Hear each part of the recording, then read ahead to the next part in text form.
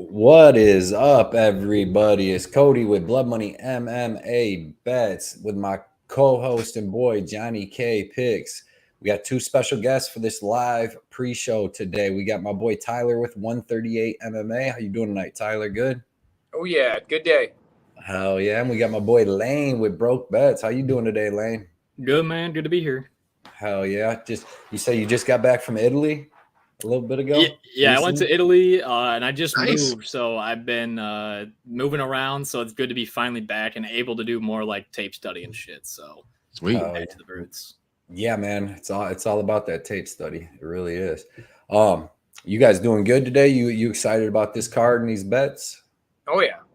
Good Yeah, fights. it's gonna be a fun card to watch, like I said earlier. But for betting wise, it might be a little dicey, so you want to play it safe. This card for sure. It's gonna be a beautiful day for betting, Johnny. Beautiful day.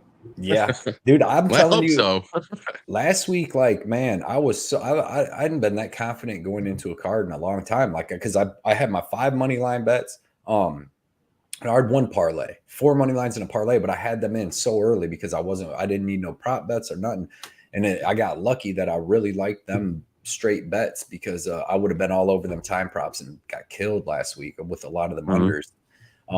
But yeah, I'm gonna let you guys shout out your channels real quick. We'll do it at the beginning and the end so everybody knows to go like your guys' stuff and subscribe because you guys do great stuff. So Tyler, let them know what you do, where you're at. Okay, yeah, 138 MMA. You can find me on YouTube, obviously, Twitter. You can find me on Tapology if you want to check my picks. But also you can find me on patreon.com/138MMA where you get all of my notes, my Patreon parlay, as well as my picks with confidence ratings next to all of them. And then some other little fun stuff I put out every now and then. So patreon.com/138MMA is the best place to find me, but also YouTube, Twitter, and all that other good stuff. Oh yeah, I follow you on all of them. Lane, where can we find you at, brother? Yeah, just Instagram. I'm always on Instagram putting my shit out every week. And then, we get our picks out typically Saturday night, Sunday, Monday, sometimes for the most part early. And then bets come out on Thursday. So just stay tuned. Check out the channel. Yep, and you guys been putting out good bets, good information for a long time, man. You've been on the show a couple times since the beginning. You helped start it. Johnny K, what about you? Oh, you can find me at JohnnyKpicks, Twitter, Instagram, YouTube. I'm gonna put my picks and predictions videos out on Monday nights now. I used to do them on Sundays, but I'm gonna have a Sunday fun day now, all to myself and the wife. So we're gonna do that stuff. So Monday nights will be my videos for YouTube, and then obviously me and Cody Thursday nights and Saturdays. Yeah, man. Yeah, it works out better. I had to do that too. After a while, man, I had to start doing it on Monday so I could just spend Sunday with the family because tape study Friday, UFC Saturday, and then it's tough. It's way too tough. So it's better to space it out like that, man. You make better picks too on a clear head. But yeah, man, let's say what's up to the chat, and then we'll get right into this Vegas 76 card. That's gonna be pretty decent. Saba, what is up, bro? Appreciate having you in the chat.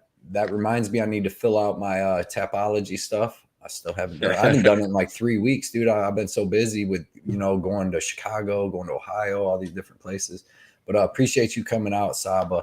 Let us know what picks you got. Who's your locks? Because you've been killing it as always, man. Houdini Beats in the house. What is up? He said, let's go. Let's go, Houdini. John St. John Art, my dude on Instagram that has some of the best art I've seen.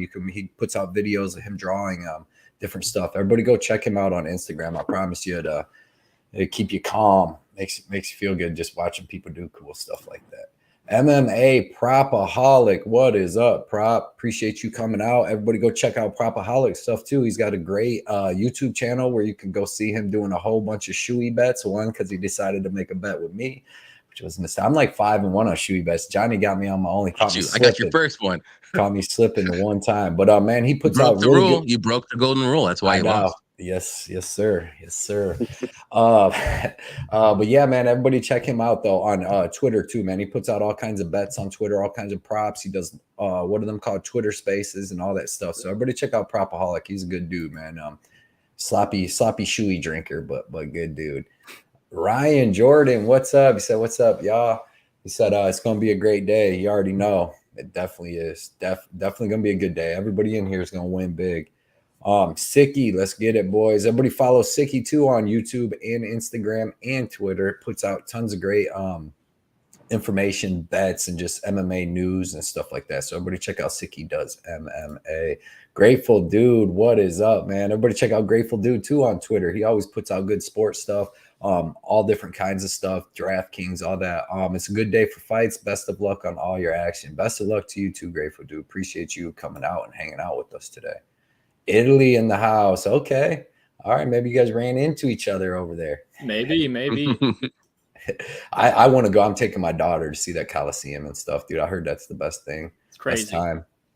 Good food. Oh, dude, the best. Better. I gained like 6 pounds, and then I flushed it all out right after I came back. So there you go. That's the way to do it. That's the way to do it. What is up, CT710? He said, "Good luck, everyone. Good luck, man. Hope you have a great day. Great bets. Enjoying these fights." Ryan Jordan, Grateful Dude, best username on YouTube. It is. I just say "What's up, dude" all the time, but Grateful Dude, that's an excellent name for real. Daddy needs rent money. Let's go. Where you're in the right spot, Derek. You're gonna get mortgage money by the time you're done listening to this show for a couple years, a couple months, maybe. But yeah, appreciate you coming out, Derek. He's putting out stuff on Instagram where he puts out the algorithms. He has an algorithm, predicts the fights, predicts the finishes, and predicting the finishes is crazy. That thing's like 80% or something wild like that. So he's on my Discord, Layer Cake Discord. It's in my it's in the description. With the link, everybody up here, their link is in the description. So everybody go right now and go hit that up and follow it and subscribe to their stuff. But yeah, appreciate you coming out, Derek. Where'd you go in Italy, Lane? Rome, Naples, Sorrento, and Florence. So yeah, I hit up all those big places. Florence is the one you go in the water, right? That's Venice. Oh, Venice, you didn't go there? Yeah. I took a train up there for like half a day, but it really wasn't too much. So that's pretty cool, though.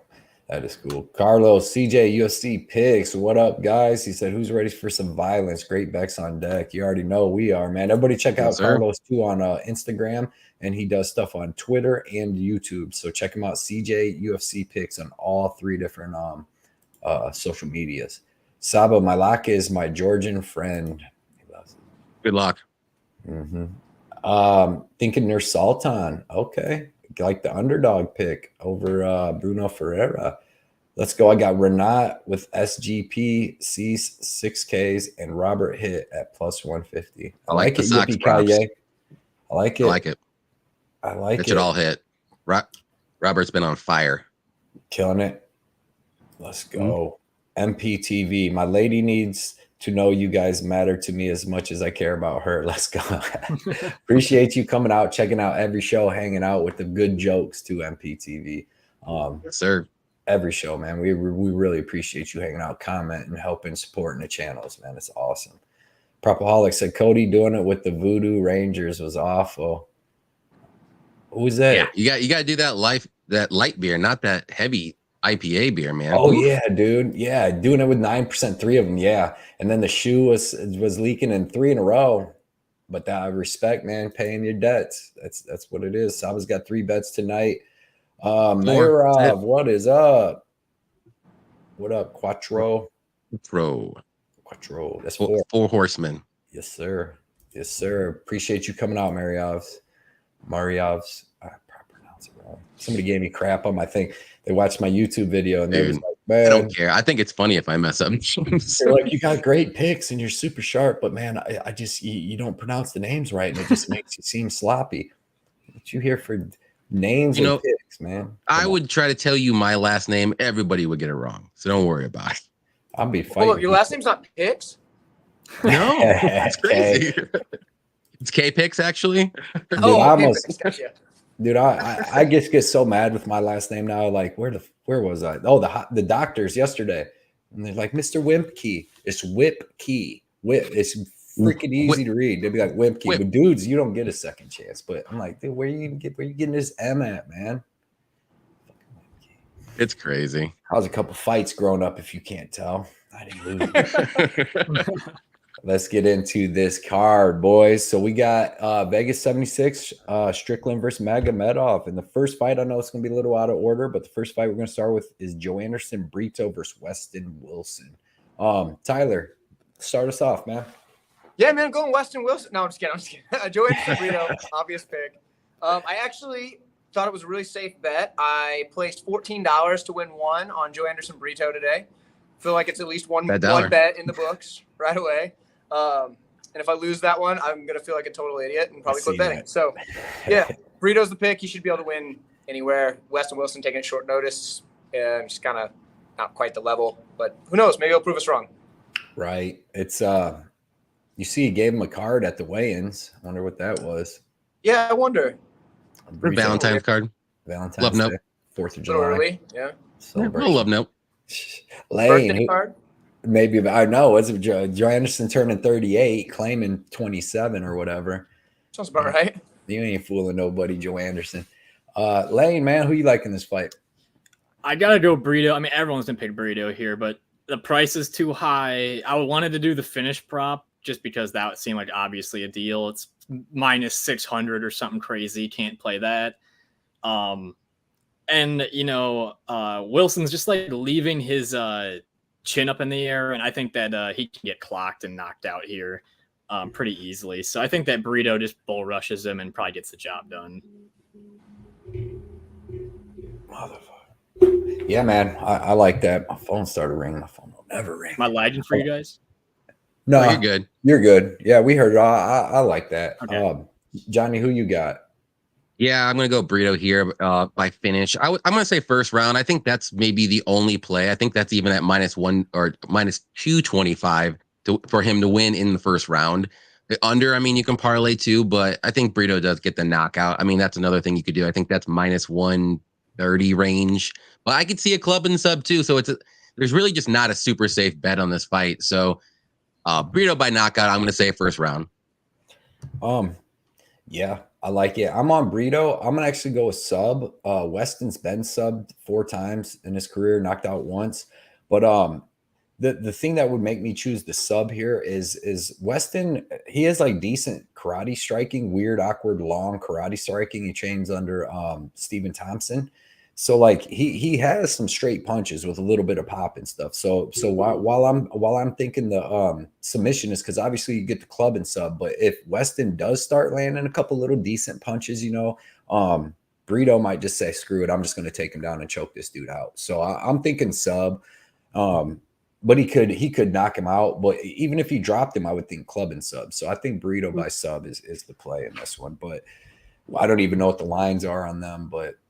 Sub, I think it's like +150 or so. I remember correctly. What's KO? It's like -130. I like sub, man, and that's like the way that dude loses is by sub. So, I'm pretty sure the under 1.5 opened at like -190 when this first came out. So I slammed that as quick as I could. That's a good line. Yeah. What is it? -300 or something? Something like that. Yeah. Like like I parlayed 260. Yeah. Yeah, I don't mind it. It should definitely go under. Brito's a bad dude. I mean, it doesn't matter who he's fighting. He's going to try to finish him in the first round. And then when you get somebody that ain't on the level, it's not going to be good. All right. Let's see. Yanni K, best friends, man. Just fucking suck it, Yanni K. I love that. You guys got to see. I'm going to post that. I'm going to post it to my Instagram and stuff, dude. It is so funny. At this point, it's funny. It's so funny, dude. But yeah, man, Yannick, I should bring it up. I could just go there real quick, click the message. That's the funniest thing. Forever James, what is up, man? Appreciate you coming out. He said, hello, guys. Hello to you, man. And appreciate the comment. Appreciate you choosing to hang out with us on this fight day before the fights. Marielle said, Cody, my name is Max. I like that. That's my nephew's name. It's a good, strong name. Windkey. I'll take Windkey. It's Whip, man. It's not a hard name, right? Whip Key. It's hard to say, but Sneerius, prayers for Weston. Yeah, dude. He's gonna lose some brain cells today, one way or the other. That's for sure. I know it's Johnny Nurmagomedov, Johnny Oliveira. It's probably Johnny Oliveira, dude. Take the mustache off, Johnny. Go Johnny. I know. Yep. Johnny freaking Oliveira, dude. That's what it is. Johnny Makachev. That'd be that's a cool Wouldn't name, that be dude. something? That's like a cartoon name, Johnny Makachev. Yeah. Johnny's breakdowns are just now like smash everybody, smash all the people, smash everything. I'm gonna take Brito by smash. Robert said, yeah. Weston gave Brito a note saying he forgave him for taking his life. I forget. Yeah, exactly. Ooh. Forgive you for what you're about to do to me. He's like Jesus on the cross. Like, I forgive you for the beating you're about to give me. MPTV. I watched Wilson's tape. It became clear that he is in the Illuminati, and that won't be enough to beat Brito. Brito KO, TKO round 1. Saba's on the KO. Okay, AJ, I got fight doesn't start round 3. That's a good bet. Zach Singleton, What is up? He said, right, laughing. Diary of a Whipkey Kid. Yeah. These guys, everybody's a comedian out here. Everybody's a comedian. Brito smash, brother. Slam the table. Yo. I'm like, don't Kill everybody! I kill everybody! He's got the Mike Tyson voice of MMA guys, like the baddest dude on the planet, but just super high pitched. Next fight, speaking of high pitched, we got women's featherweight, Yana Santos versus Carol Rosa. Lane, I'll let you start this one. Yana Santos is just not good. She has no strategy. She just runs in. She wants to clinch and she does her shit, but like fucking sucks. And Carol Rosa, tell us how you really feel. Carol Rosa, I mean, like she's okay. I mean, she's good striker, good solid fundamentals pretty much everywhere, but she can get stuck on the fence at times. So like that can make you a little nervous. But Yana Santos is finished in like all of her losses besides the Holly Holm one. So I'm picking Carol Rosa for a knockout here, and I'm playing the under in like a long shot parlay. I just think that Yana just doesn't know what she's doing in there. Okay. All right. Johnny K, who you got? I'm going to go with the host's side here. I do think this could be a fairly close fight, but I like Hosta just a little bit more in pretty much every category except maybe the clinch game, like Brookbet said. Yana does have a really good clinch game, and she can hold people up against the fence really good. And she's strong. She'll be a little bit bigger. I know Hosta didn't look great on weigh-ins, but she's just not a featherweight, though. I think it's just that extra weight that she put on. So that may come in play here, but I still think Hosta outstrikes her on the feet. If Hosta can get the wrestling going, Yana's takedown defense is not good. She can't get up off her back. And I think that's how Hosta wins this fight. Just mix in some takedowns, win the striking, and don't get up against the cage and be held up there. I think she's going to win 9 out of 10 times. So give me Hosta by decision or Hosta by smash. Okay, Tyler, who you got? So here's where we start, where I'm going to be the opposite of everybody. I think Santos wins it pretty easily, just holding her up against the cage. I don't think Hosta can get off the cage. She's not going to be able to. She's way smaller. Santos is stronger. The volume should be close. When Santos is doing okay, when she's not getting held up against the cage herself, she does have decent volume. So I think she's going to be able to like at least be competitive in the striking and just be in the stronger fighter, just hold her up against the cage. I only bet the point spread though, because even if Santos loses, I think she wins at least a round, but I don't think she gets finished because I don't think Hosta is going to be able to get off the cage long enough to do so. But I actually like that. I'm not gonna switch. I picked Hosta by decision, but dude, after seeing her weigh in and her face off, she was getting controlled by Norma Dumont in the clinch. Yana Santos is way bigger. She looks like she was training for a fight. Like Hosta's soft again. She's on short notice, up a weight class. They both are, but Yana fills that out. She's a big girl, and dude, she was way bigger. And she's going to do exactly what Tyler said. I think, man. I think she's going to be able to hold her up against the cage for at least 2 rounds and survive just off that freaking size. And then Hosta looks soft again. Like I bet her last time against Dumont in advance. Before the weigh-ins, and then I see her at the weigh-ins. I'm like, damn, dude, she looks soft. And then she took this one on short notice and looks even softer, to be honest. But I don't think Santos is good at all, like Lane says. but I think what she's good at in this fight is going to work. So I picked Rosa. This is why I didn't bet too many spots on this fight card, because there's so many close fights, dude, that are like can go either way, and it can make fighter one of the fight like they're even money off the bat, but then one of the fighters is going to look minus 300 by the end. Either Rosa is going to stop the clinch and beat the shit out of Santos standing up, land takedowns, beat her up, stand down, or Santos is going to look like minus 400 and just be bigger and hold her up against the cage like she's done to a lot of girls, even like Ketlin Vieira, who's big. She was able to take her down, beat her up. So staying far away from it, picking Rosa. But I would bet the underdog. All the value at this point is on the underdog as Santos, plus like 145 was the last one I seen. But I do like the over 2.5 though. I forgot to say that's a good one on this fight. Saba likes Rosa by decision. AJ says, I'm telling you guys, Santos is going to PFL after that, so he's on Rosa. Saba, which division would you guys fight at? Tyler's probably already fought, I would imagine. He runs the gym and everything. Yeah, I've had 4 fights. For what weight did you fight at? So here's the thing. So I walk around at 144 pounds, and I've had 4 fights, 2 of them at 145 and 2 of them at 155. So none of them at the weight class I should be at. You should be 125 or 135. I just got racked, just destroyed at 155. I'm fighting guys cutting down from 185. I did not lift it at all. But I did okay at 145. Won both of those fights. So nice. You're still young. Yeah. Shoot, now I'm older. I'm like 170. I would be back when I was like 30 though. It would have been like I'd be like 5'9". I don't know what my reach is, but it would have been like 135. Because even in high school, I wrestled like 125, 119 when I was younger. But then I grew like 30 pounds my senior year. What about you, I could Johnny? make 125 in like 2 weeks if I needed to. I bet. No shit. I would say if I'm in shape, I could probably get down to lightweight. 155? 155. I could do it.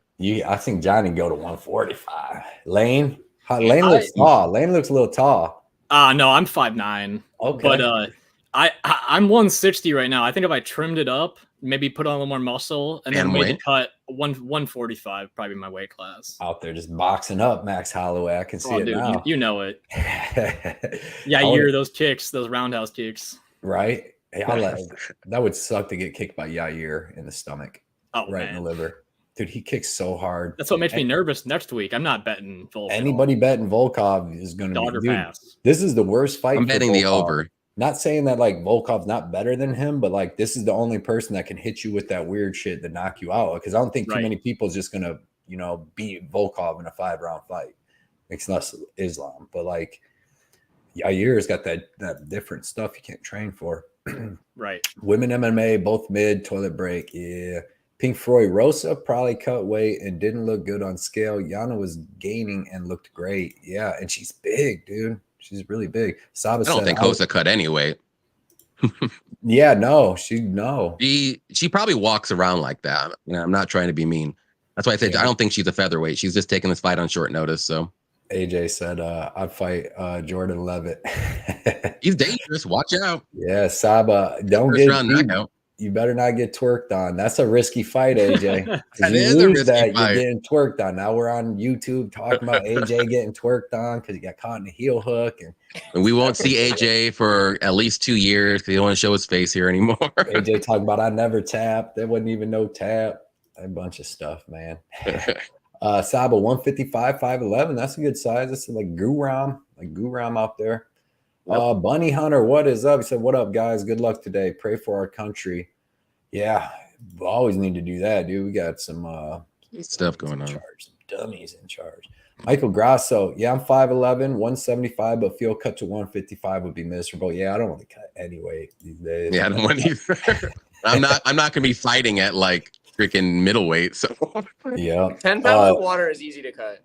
10 pounds of water, no problem. See, like that's what I'm saying. Kevin Lee is a thick dude, right? But the dude's my height. I can't see fight 170 and be him 5'9". I would get destroyed at welterweight. He's got a lot of water weight in his arms, and he carries a lot of weight in places you don't need it in the UFC. He's big. I'm betting on Volk. No worries. Yeah.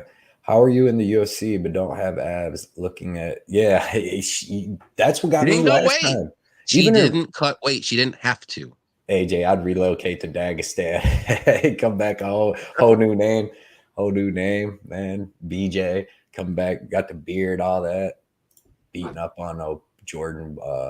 Jordan, what's his name? Levitt. Monkey King, man. Yep. All right, next fight. Guram Kutadadladze versus Elvis Brenner. Johnny, you can start this one. Yeah, I don't want to say this is going to be an easy one, but it's an easy pick. It's I think Guram's going to win this one. He's going to be the way better striker. He's going to be able to stuff the takedowns from Brenner. Brenner's a really good grappler. He's not bad on the feet, but he's just not as technical as Guram. Guram should be able to dictate where this fight goes if he wants it on the feet, if he wants it on the mat, which he probably does, and he wants it on the feet. He should be able to outstrike him for 3 rounds, maybe get a knockout early, but Brenner's tough. He's never been finished. So give me Guram by decision. I think that's one of the plays I was really looking at, but I just didn't get around to. I'm just going to play it safe here. Or, throw Guram in a parlay just to get a little bit more bang for your buck. I think he wins this one fairly easily. I like it. Guram by smash. I'm sorry. Broke bets. What do you got, brother?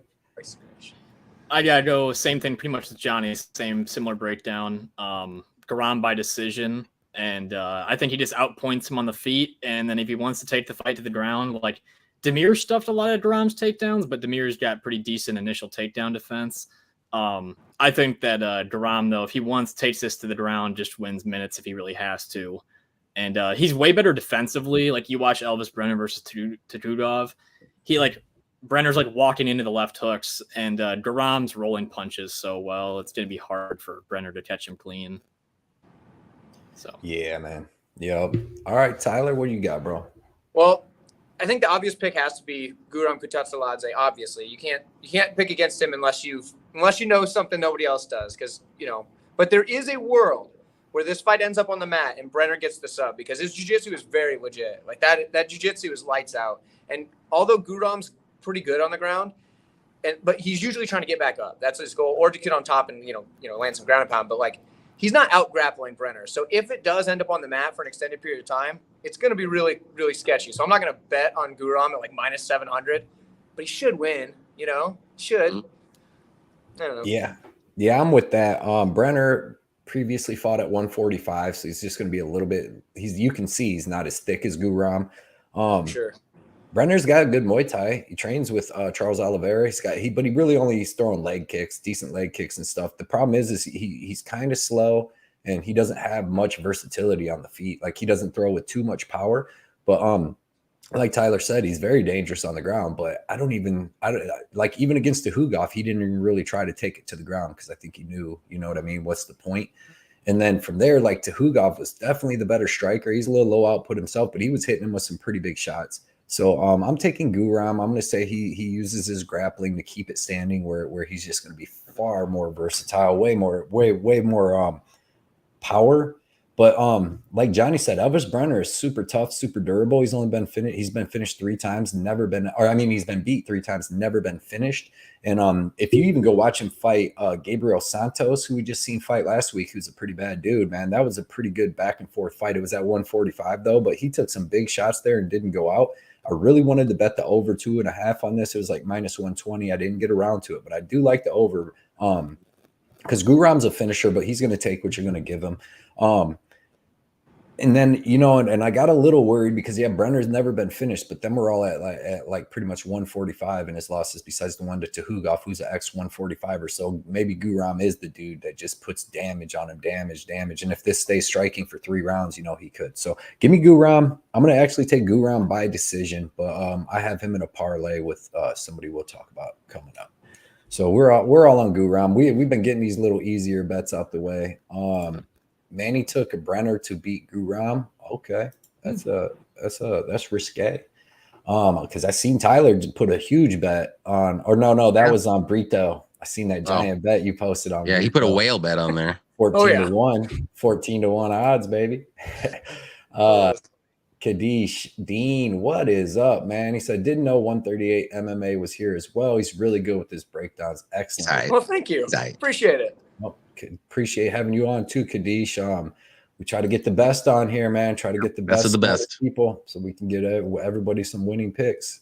Robert said Guram all day, but again, Guram is low volume and Brenner is 25 active. And bold, I think.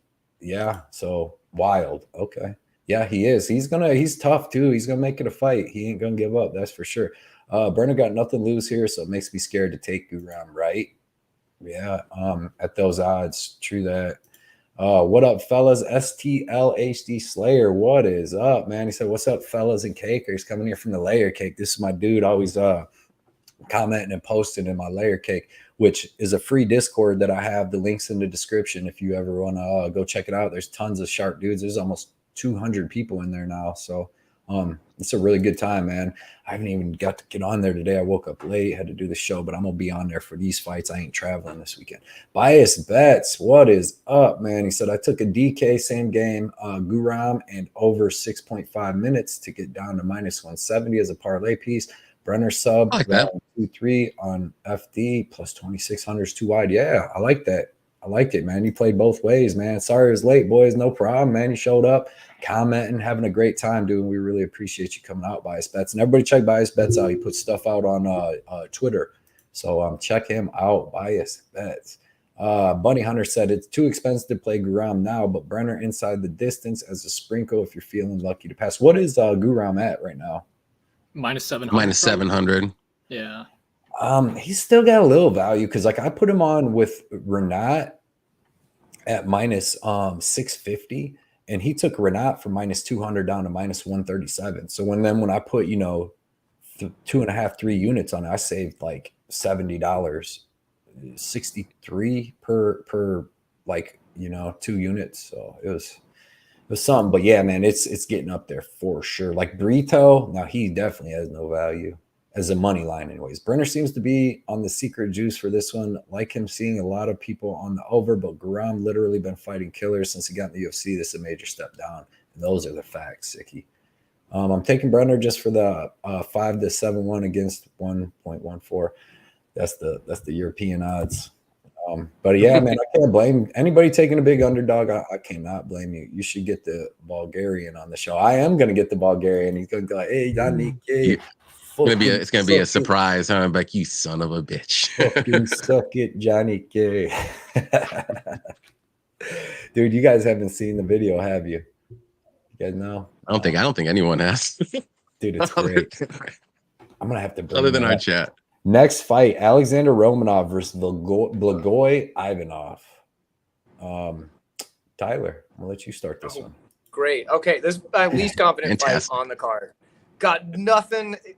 I have like no idea. I pick Ivanov or Ivanov just for the fact that I have to pick somebody.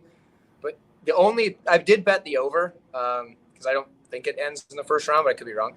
But man, I have no idea. This is just the biggest coin flip I've ever seen. So that's all I got. I'm gonna take Ivanov for the sake of a pick, but no interest in it. Yeah, I like it. That's how I feel. Lane, what you got, bro?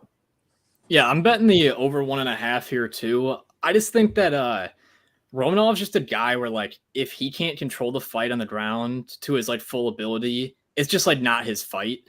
And he's like a first rounder bust too. So like he's gonna probably look great in that first round. And then I think Ivanov's just gonna take over in rounds 2 and 3, win the minutes, control on the cage, outstrike.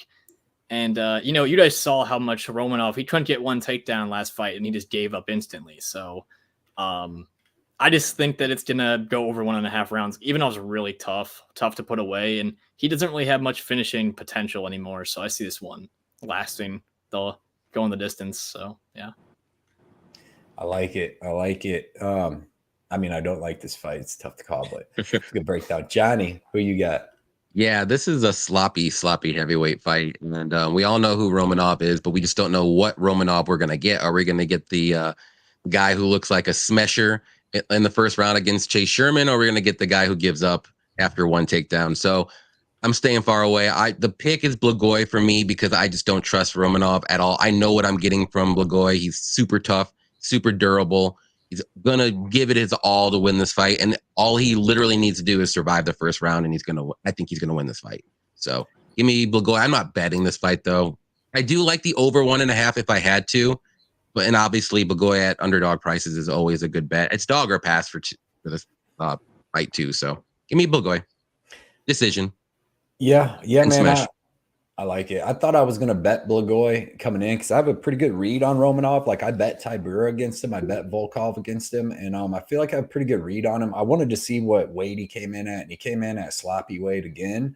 But like maybe not as sloppy as last fight. But I don't know, dude. It's so tough to pick Blagoy here too. I'm picking Blagoy by like a split decision. I don't even want to because like the thing is like Romanov is going to be able to take Blagoy down in the first round. He's just so much bigger than him. And the thing is he's going to wear on him. He may be able to finish Blagoy because if he's able to do what he did to Tybura, which he was in way better shape then, like that would probably finish Blagoy because Blagoy doesn't have the jiu-jitsu as that Tybura has. Tybura is actual black belt, which will help you survive in certain situations down there.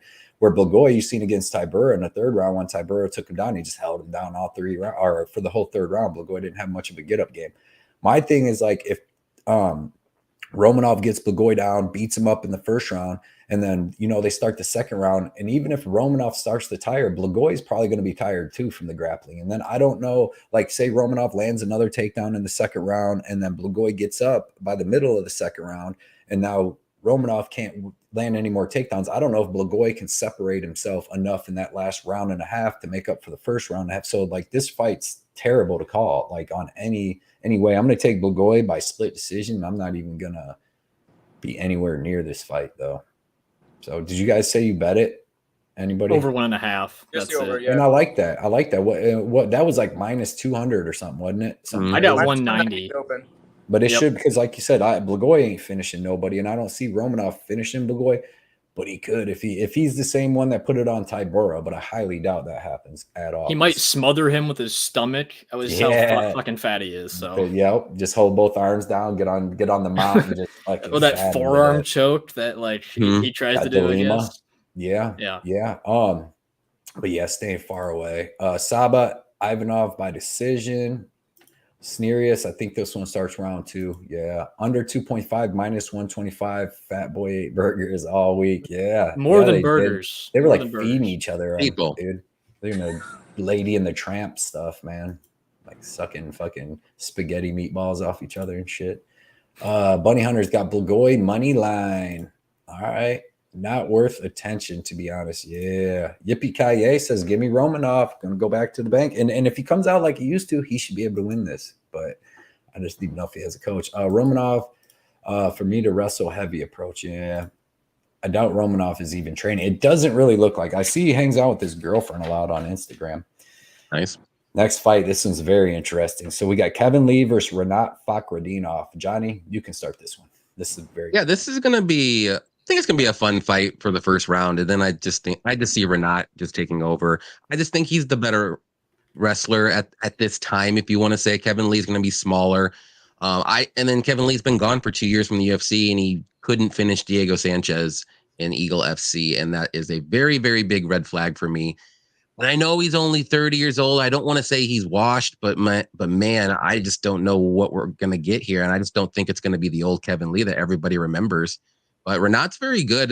His striking could use a little work, but he's got very good wrestling, good chain wrestling, spamming takedowns, and he has good control top control when he's on top. So I think it's going to be just a wrestle heavy Renat decision here. I think it goes distance. Maybe if Kevin Lee gives up later in the fight, maybe, but I think Renat will win this one by decision. Here we go. Yeah, I like that. And smash. I like that, JohnnyKpicks. I'm glad you're on Renat. Lane, what do you got, bro? All right. I'm a little bit biased. I've never been a Kevin Lee fan. I've never really supported him. But, what I always think about with Kevin Lee is like at 155, he was always just kind of bigger than a lot of people, and he had a lot of success that way. And I think at 170, he just really never had success. RDA got him.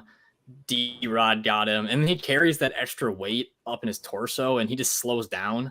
And Renat's just going to bring a pace out there, man. And, if you look at the stats of Renat's 2 fights in the UFC, he's got 27 minutes of control time in 30 minutes. So I think that Renat just wears on the muscles of Kevin Lee, fills him up with blood, gets him all tired. And I think a third round finish, I put a little sprinkle bet on Renat for third round finish. I just think that Kevin's he doesn't have it anymore. Not the same drive, and Renat's hungry, man. So gotta go with Renat. I like it. I like it. Tyler, we'll go to you on this one. All right. So here's the thing. So I understand that Fakhretdinov has really good control. He's great once he gets on top. He can win minutes and stuff, right? His striking is powerful, but it's very unpolished. His takedowns are not good. I don't care what anybody said. Now, okay, I'm going to show you, actually. Hold on. We're getting smoked mad here. So when you shoot a takedown, you should be going like so, right? So you're not just sticking your head down and walking forward like that. Fakhretdinov does that. He's going to walk forward with his head like that. I don't know if you guys could hear much of what I was yelling there. So No, he heard you. he walks forward with his head down and just grabs at legs. Kevin Lee is a pretty darn good wrestler. I don't think he's dumb enough to get taken down by somebody that can't do a takedown. I can do a better takedown than Renat Fakhretdinov, and that's embarrassing, okay? Now, I'm not saying I can control somebody as good as he does, because he does a good job there. But he's got horrible takedowns if you're fighting a wrestler. Honestly, I think if Brian Battle had more than a couple of days to prepare for the fight, he would have taken advantage of it. I think what happens is Renat's going to try and shoot a stupid takedown with his head just out and his arms out like this, like a dummy. He's going to get punted in the face like Kevin Lee's punting a football, and he's going to have a really rough night. Or he's going to get caught in a front choke and put to sleep. I think Kevin Lee gets this one done. Now, am I confident enough to bet the bankroll on it? No. But I just don't see Renat being able to use that horrible takedown multiple times on Kevin Lee. And it's not like Renat's striking's any good. Like, he knocked out Eric Spicely or whatever. Dude, Spicely was, like, already done at this point. Now, not against Spicely. I'm sure he's a nice guy. I'm sure he's a great dude. But he was done at this point. So Renat's not a good striker. His takedowns aren't good. I mean, other than control time, I don't see what he has here against Kevin Lee. And I think Kevin Lee's a good enough wrestler to stop it. And I think I'm like the only person on Kevin Lee, but I'm taking Kevin Lee. Okay. Passionate there, sorry. Good breakdown. Yeah, man, I'm on Renat as like my most confident, one of my most confident picks on this card besides Brito. I was a Kevin Lee dude. I bet Kevin Lee against Charles Oliveira. Like, I bet him against a bunch of people because the dude has a ton of potential, but this is back when he's 25, 27. He has a ton of potential. His problem is he has a ton of cardio issues. He has heart issues. The first 4 minutes, like, and then he's not really a finisher. Like, he's got 19 wins and he's got 10 decision wins. So, like, he's 30, so he's still young, but he's had 2 ACL surgeries. Both of his knees are gone. Like, he blew his knee out in the first 30 seconds against Diego Sanchez. So he's like old. He's just been through a ton of stuff, drug addiction, all this different stuff in his career in the last couple of years. And that's like why, like, I just remember seeing all this stuff on Instagram where he's throwing out Adderall and all this stuff. But I just like the UFC is not bringing Kevin Lee in to get him on another title run. Like, he's not good at 170 either. At 125, he's pretty decent. At 170, he was okay. Like, when he fought RDA, but he's fighting much smaller dudes. Like, Renat used to fight at middleweight. Right? Then he's coming down to 170. He's a big dude. Kevin Lee was 155 coming up to 170. Renat, the dudes he fought at 170, both 185ers, Michaelitis and Brian Battle. They're big dudes, dude, that dropped down to 172. So, like, the first 4 minutes of this fight are going to be close. It's going to be wrestling exchanges. Kevin Lee maybe even land a takedown, get a little control time. But by that 4th minute in the first round, when Fakhretdinov finally slams him and he's getting his control time, from there on, Kevin Lee is not coming. There's no second gas for Kevin Lee. There's no coming back. Like, he just starts taking his beating, just like with Daniel Rodriguez. He took Daniel Rodriguez down in the first round. He held him down for most of the first round. He came out in the second round. Rodriguez kind of slipped. He got on top of him. And as soon as Rodriguez reversed it and got up with like 3.5 minutes left in the second round, Kevin Lee was slow, throwing a jab. There's no more wrestling. There's no more landing the takedowns and stuff. And he kind of, in every fight you see, man, great hammer, terrible nail. So this is going to be a wrestling match for most of the 3 rounds. Like Lane said, Fakhretdinov, that's what he does. He's going to wrestle. He's got 27 minutes of control. And this is going to be a wrestling match. And I want to have the bigger dude in that wrestling match. I want to have, and he's still wrestling internationally, so he's not too bad. And if Kevin Lee was, like, Fakhretdinov does take bad shots, I will agree with Tyler with that. But I don't think Kevin's the one to capitalize. Like, he's not the craziest just submission dude out of nowhere. He did have to, like, and then it seems like maybe Kevin Lee could knock something out, bro. The only person he's knocking out is fucking Gregor Gillespie, and that dude's 5'7". You know what I mean? Like, he was way bigger. There's also a head kick too. Yeah, and he's not doing that to Renat, and I don't even think Renat's striking. Puts his head there. Right. And I don't think Renat has decent power. And then he's been training at ATT the last couple of years, which is going to help everything. What he looked like against Brian Battle was literally 5 times better than what he looked like against Michailidis. And when these dudes that come from Europe that get into the UFC, that start getting this UFC money, this UFC training, they just get better and better and better. And Kevin Lee went life or death with Diego Sanchez. Yeah, his leg was blown out, but Jesus Christ, like that wasn't even Diego Sanchez. Like he was fighting, you know what I mean? So it's like I just don't Ghost see of Diego. Yeah, and can I add on to this? You can add on, yes, of course. I was just gonna say too, like I don't deny what 138's saying with that. I think that Kevin should stop the takedowns, but it's like when rounds 2 come and rounds 3 come, when that's all that's happening, and then Kevin just starts getting exhausted, I think that's when the ground game really starts to initiate. So and like that's why I like your round 3 play too, Lane, because like Kevin Lee has been known to give up, and he's gonna be, if he starts getting out wrestled, he's gonna be underneath the bigger man. And dude, Fakhretdinov looked phenomenal against Brian Battle. His ground and pound was great. The elbows. Yeah, dude, he was. I mean, I thought he was going to finish Brian Battle a couple times, and if Brian Battle for some reason doesn't cut, he's got that good skin, that fighting skin that don't cut. But man, yeah, man, I just don't see. I don't think UFC ain't doing Kevin Lee no favors, bringing him back and then just feeding him to a 21-2 OV guy. So, but Tyler made some. Good Look points, at it this way. Look at it this way too. I just looked. Kevin Lee lost in the 3rd round or later 3 times, is 4 finish losses. So if he gets finished, it's going to be in the 3rd round. Usually, he only got 1 first round loss. He lost. It was in the 1st round by knockout, I think. Yeah. What's he gonna be like? That was a long time ago. Like, man, I just fought Diego Sanchez. People criticize me. I've been away from the UFC, and then when you're getting fucking. Yeah, and when you're elbowed from top position, you're probably just gonna be like, "Fuck, man, why am I even doing this right now?" And you might just want to get to that point. They want some name value here, and I think they want Renat to win this. But we'll see. We'll see. It's gonna be a good fight, and there's good odds on Kevin Lee if he's who he was at 25. He comes in like that, and he improved that gas tank. Or if he gets that 1st round finish, so there's something. If Renat comes out and shoots a nice takedown like right away, I'm gonna immediately think, "Oh man, I made a bad pick." But I don't think it's happening. Yeah. Yeah. AJ said Kevin Lee versus Sean Brady would have been good. Kevin Lee on the Ultimate Fighter comeback. How about something like that? I know he's like kind of too good for it, but is he really? Is he really? Like I don't know if Kevin Lee's like I don't know if Kevin Lee, 25-year-old Kevin Lee on 2 good knees, coming up to 170 would have beat Renat then. You know what I mean? Let alone at 30, blown out both knees since then. And so there's a lot of little red flags in this fight where we just don't know. We're just kind of speculating, but we'll see. Yeah. Let's see. Okay. I'm trying to get to the top. Said China. Let's see. All right, Lee has fought killers, definitely. High kick that like button, smash it, Bonkoots. Everybody, appreciate that, Bonkoots. All the money. What is that? All the money. German flag. No love. Oh, is it a flag or something? Yeah, it's a German flag. Oh, I can't see. I just see it just says DEDEDE. Right on, Tyler. That was an awesome demo. I agree. You got Pink Floyd's with you, bro. Pink Floyd is one of my favorite fans on my channel. My only channel member right now is Pink Floyd. So Pink Floyd, you're up. He's the man. He's the man.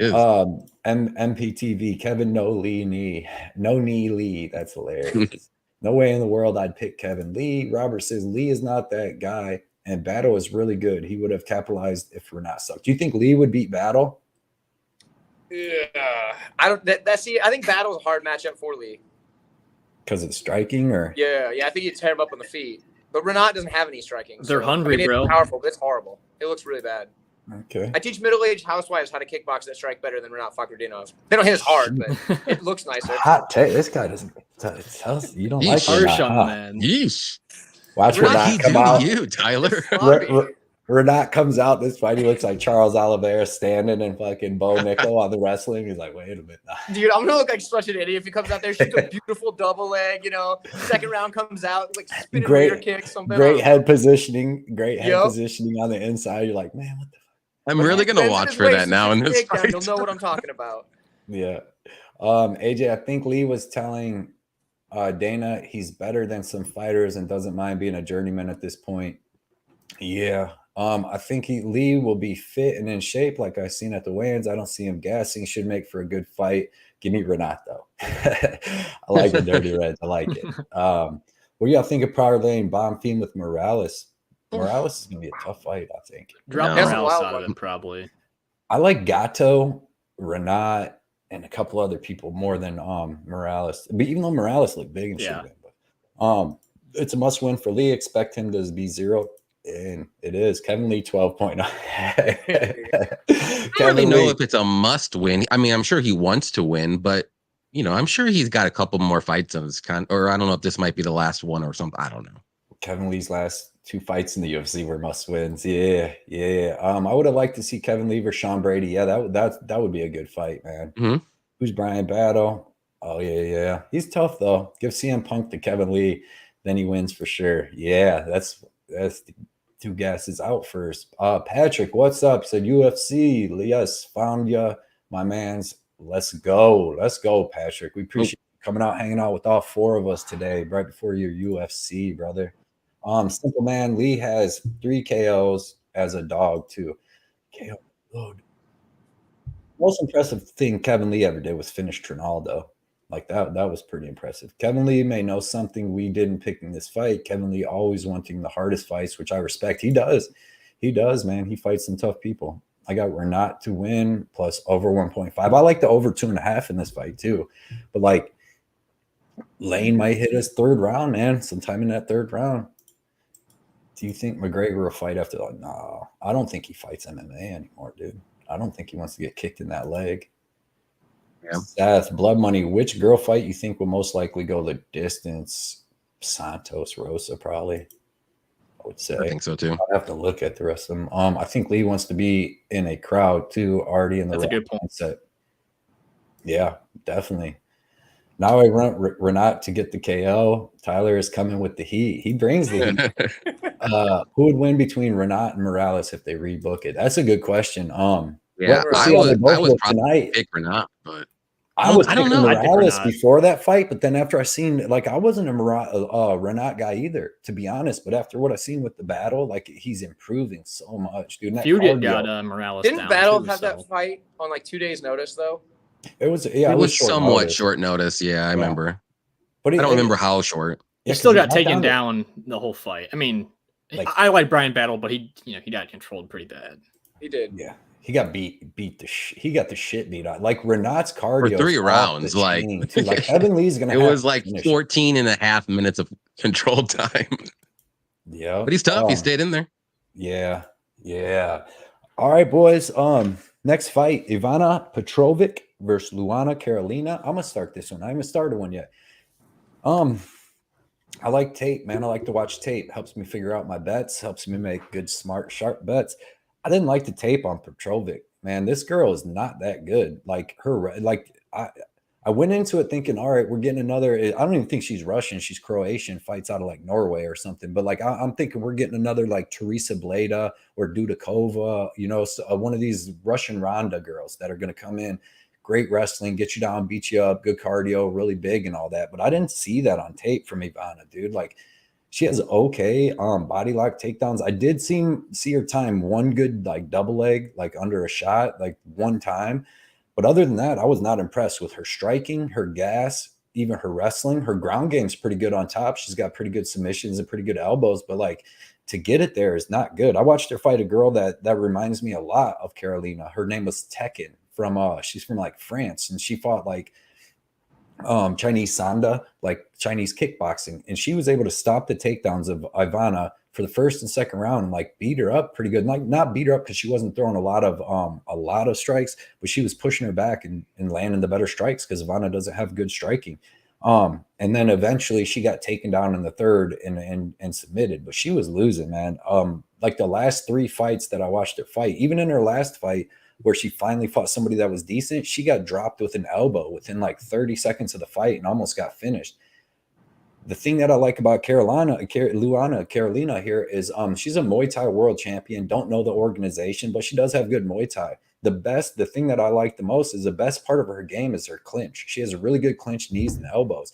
I think that she's going to be able to use that to keep this fight standing, beat up Petrovic in that clinch, and then from distance, she's going to be able to beat her up and land the way harder strikes, the way better kickboxing, the way better leg kicks. So I'm actually liking Luana Carolina here at plus 185, dude. I put 2 units on her.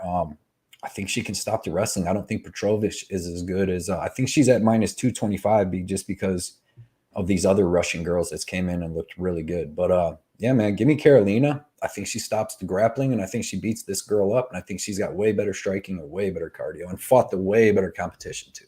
So Johnny, who do you got? Yeah, this is a weird fight, and I normally don't pick UFC debutantes, especially lower level women's fights, but I'm going to go with Petrovic here.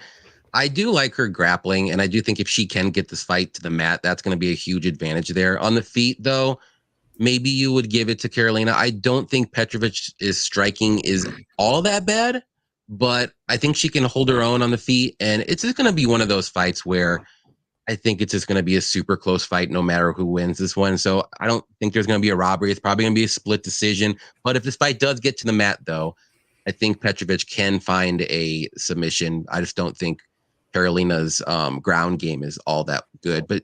And normally Carolina is the bigger fighter in a lot of her fights. Petrovic is actually going to be a little bit bigger than her. So I want to see how that plays out too. No bets on this fight. It's probably going to be like a dog or pass situation. So I don't mind people betting Carolina. I do like the spread bet as well for Carolina. If you want to play it a little bit safer, it's like minus 140. So I was looking at that this week, but I didn't end up pulling the trigger. But I'm just going to go with Petrovic. I'll say by submission. Why not? And smash.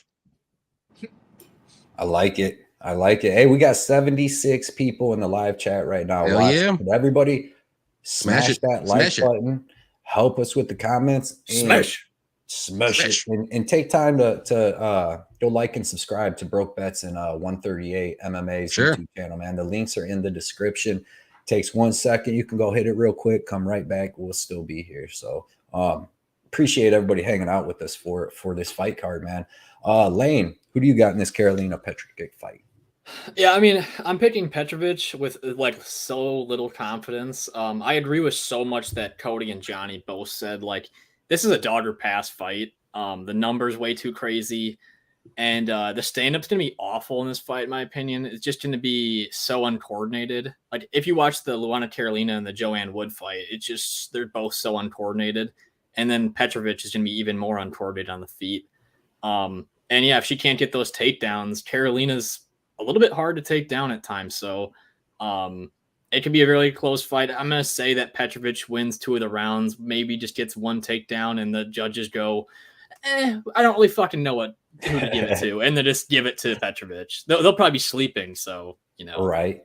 For this one. So you got Petrovic. All right, Tyler, curious to see what you have. Yeah. So usually when it's striker versus grappler and one has a clear advantage over the other in each of the areas, right?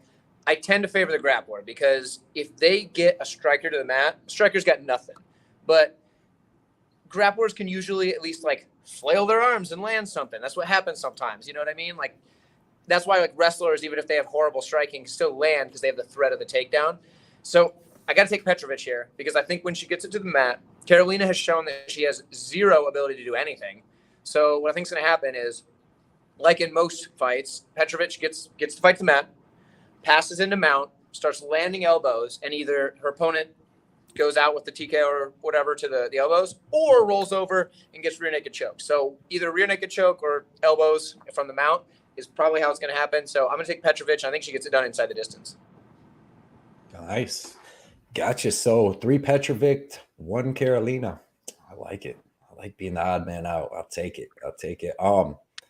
Yeah, that could definitely happen. I do need Luana to stop them takedowns. So we'll see. We'll know a lot about this fight, a little bit in. I hope Luana just hits her with them elbows and that clinch right off the bat, just finishes her.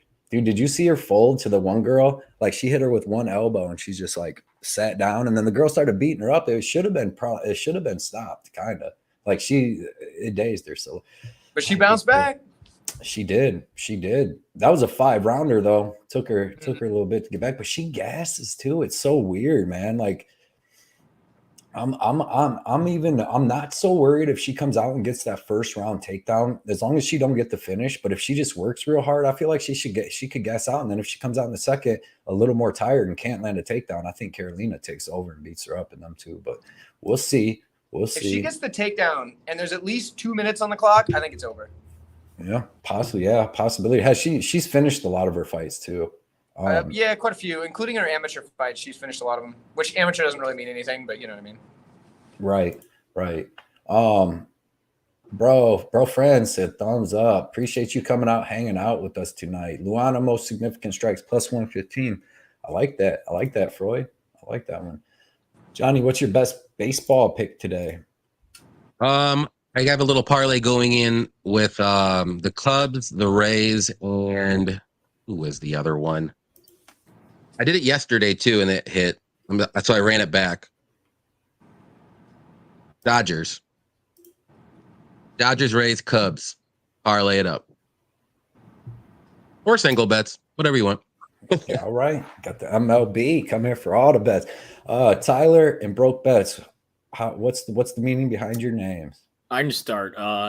I get this all the time because we get shit all the time. If we have a losing card, everyone's like, fucking Broke Bets. That's why they're called that. And we get that all the time. But me and my co-host, Carson, we were both in college when we started the channel. So we kind of were both broke boys when we started it. And we were kind of betting off not really having much money. But now we're graduated and both have jobs. So you probably need to change the name at some point. But semi-broke. Yeah. Yeah, dude. I like the name, man. I like it. You guys put out good information too, so it's good stuff. Who's fighting tonight in MMA? Sean Strickland. Meatball. It's not Meatball. Vittori. Oh no, yeah, Molly McCann. She's not. The girl she fought recently is though. Ryan said I got Luana +175. I like your style, Ryan. I like your style, man. Yeah, man. Somebody asked me on Twitter. They were like, I thought you stayed away from girls MMA. I said I did. Then I figured it out. You don't bet the -250s. You bet the +185s. That's how you win in girls. I said I figured that out. True. Dude, I tracked it last year for like 4 weeks. Like on however many cards. Like if you would have made like 10 units if you just bet the underdog chick for 4 straight weeks in the blind bet them. Yeah, and hopefully Petrovic comes in here. She gets some of them UFC jitters. She gets all that adrenaline dump and all that. And then she takes a couple knees to the gut from the clinch. It's game over. I like the name. Yep. Strickland will be sleeping by the 3rd round. Jesus, Justin coming in hot. Justin, appreciate you coming out. Sabo, you guys saw Elon Musk fucking up Twitter. I don't know. What was he doing? Limiting. It was saying like you couldn't, like you reached your limit for the day or something, like for everybody. I'm not exactly sure what it was. Doesn't that like hurt your business as far as advertising and stuff like that? To make but it said that for like everybody. It was kind of it was an error, I think. I don't think you meant to have that happen.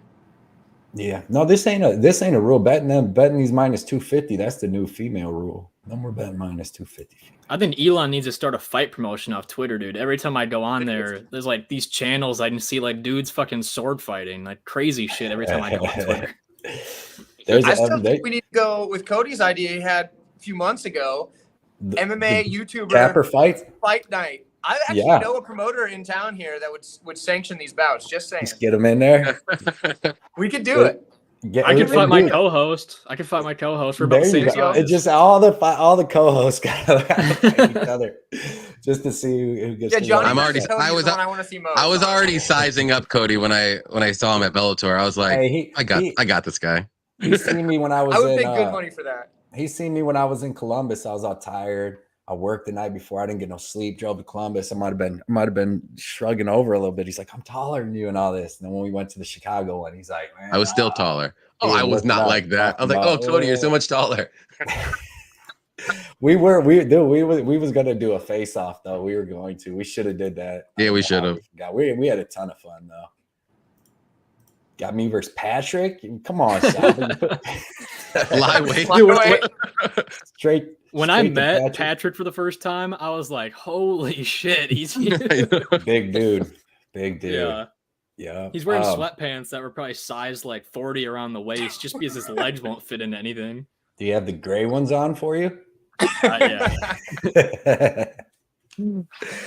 All right, let's get to a really good fight here. Men's middleweight division: Nursultan Rosalboev versus Bruno Ferreira. Tyler, you can start this one. Okay, so this was an interesting one because I spent a lot of time watching Rosalboev tape, and he kind of just capitalizes on other people taking him down. I mean, not all the time, but that was like a lot of it. But he's also like 6'4", so he's able to hit guys way before they can hit him a lot of the time. I think Bruno should be able to get it done by knockout probably in the first round, but there is a decent chance that if it goes past that first round, Rosalboev's using his footwork and keeping on the outside, landing those long shots and just frustrating Ferreira. But Ferreira's pretty good about getting in and out of the pocket, so I think he probably gets knocked out round one. I'm taking Bruno Ferreira. I like it, dude. I like it. Lane, who do you got? Yeah, I'm sticking with Bruno Ferreira. I mean, you know, it's Rosalboev, right? That's his last name. I think so. Yeah, Rosalboev.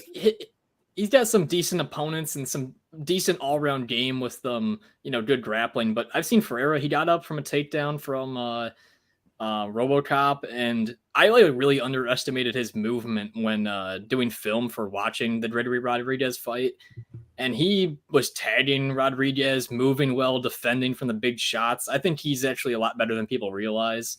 And he looks like he's just pretty dense, strong guy. So yeah, I'm sitting with Ferreira by knockout. Okay, Johnny, who you got?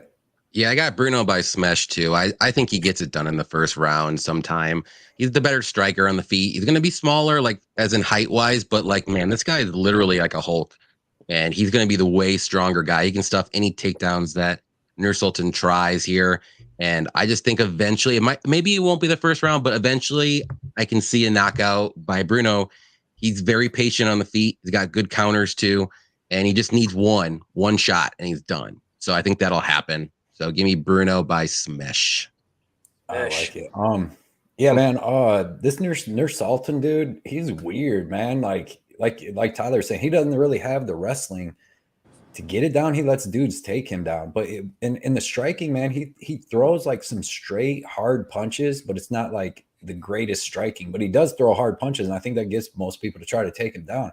But then even his grappling's weird, dude. He'll go for a Kimura. He has a strong Kimura, but like his grappling's weird. Like he'll let these low-level dudes just mount him and start punching him in the face, and then he'll use the same reversal every time to reverse him. But I think Bruno Ferreira has way better striking, switch stance striking, like smooth switch stance. That's how he got Gregory Rodriguez, because he was in the right-hand stance, switched to the left hand and hit him with the straight left right when Gregory was coming. Like, dude, it's smooth.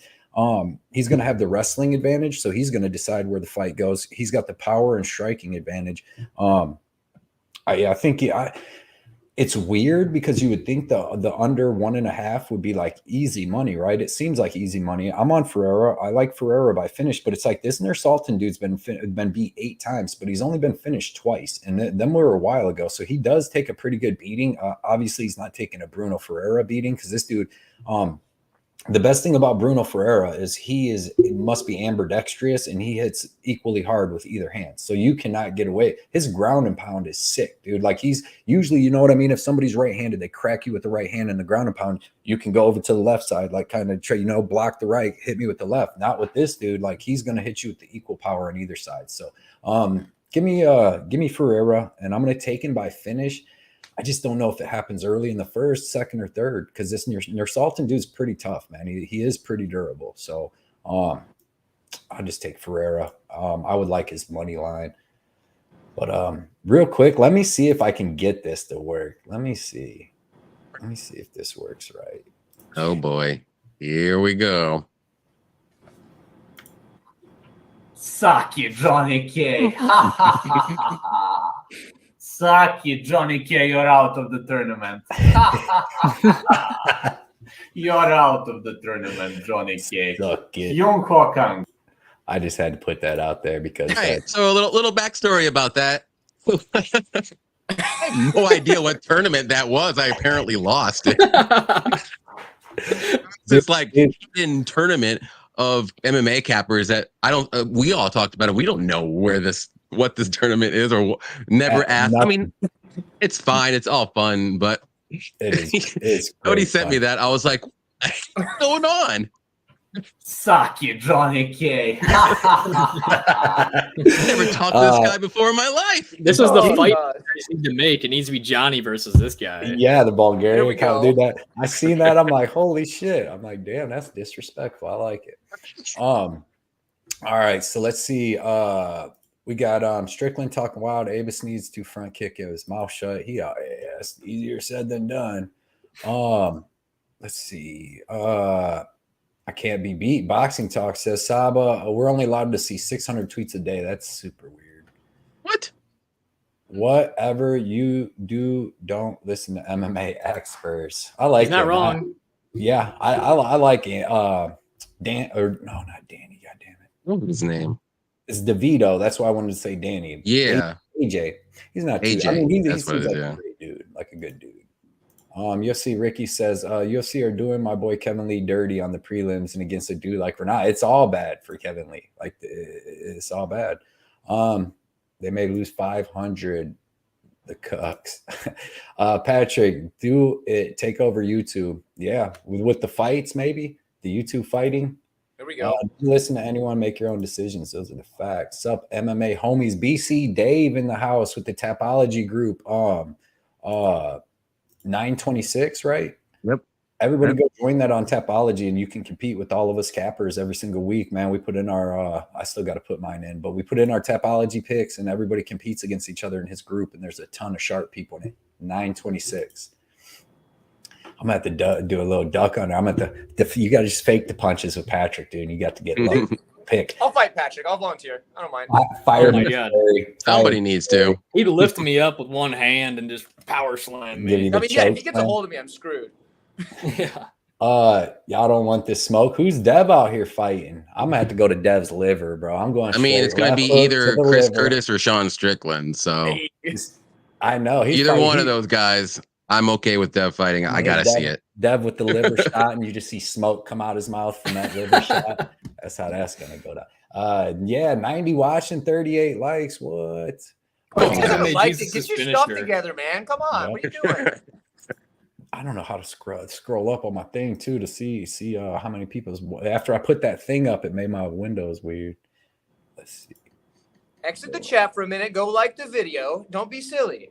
It doesn't hurt you to do it. It takes like a second, and all it's gonna do is just help the people out that are doing this dang thing for you guys. Come on, be all right. Let's go. What are you doing? Those are the facts. Those are the facts. I'm gonna fight Chris Curtis soon. I'm waiting to see that. I hope Dev hits him with that lucky shot, dude. That He's gonna kneecap your ass. Headbutt his ass, dude. Fucking headbutt the shit out of him, Dev. Especially after he quit, it cost me like $350. Basically, you have to pay for Twitter. That's crazy. Like something out of the Lord of the Rings.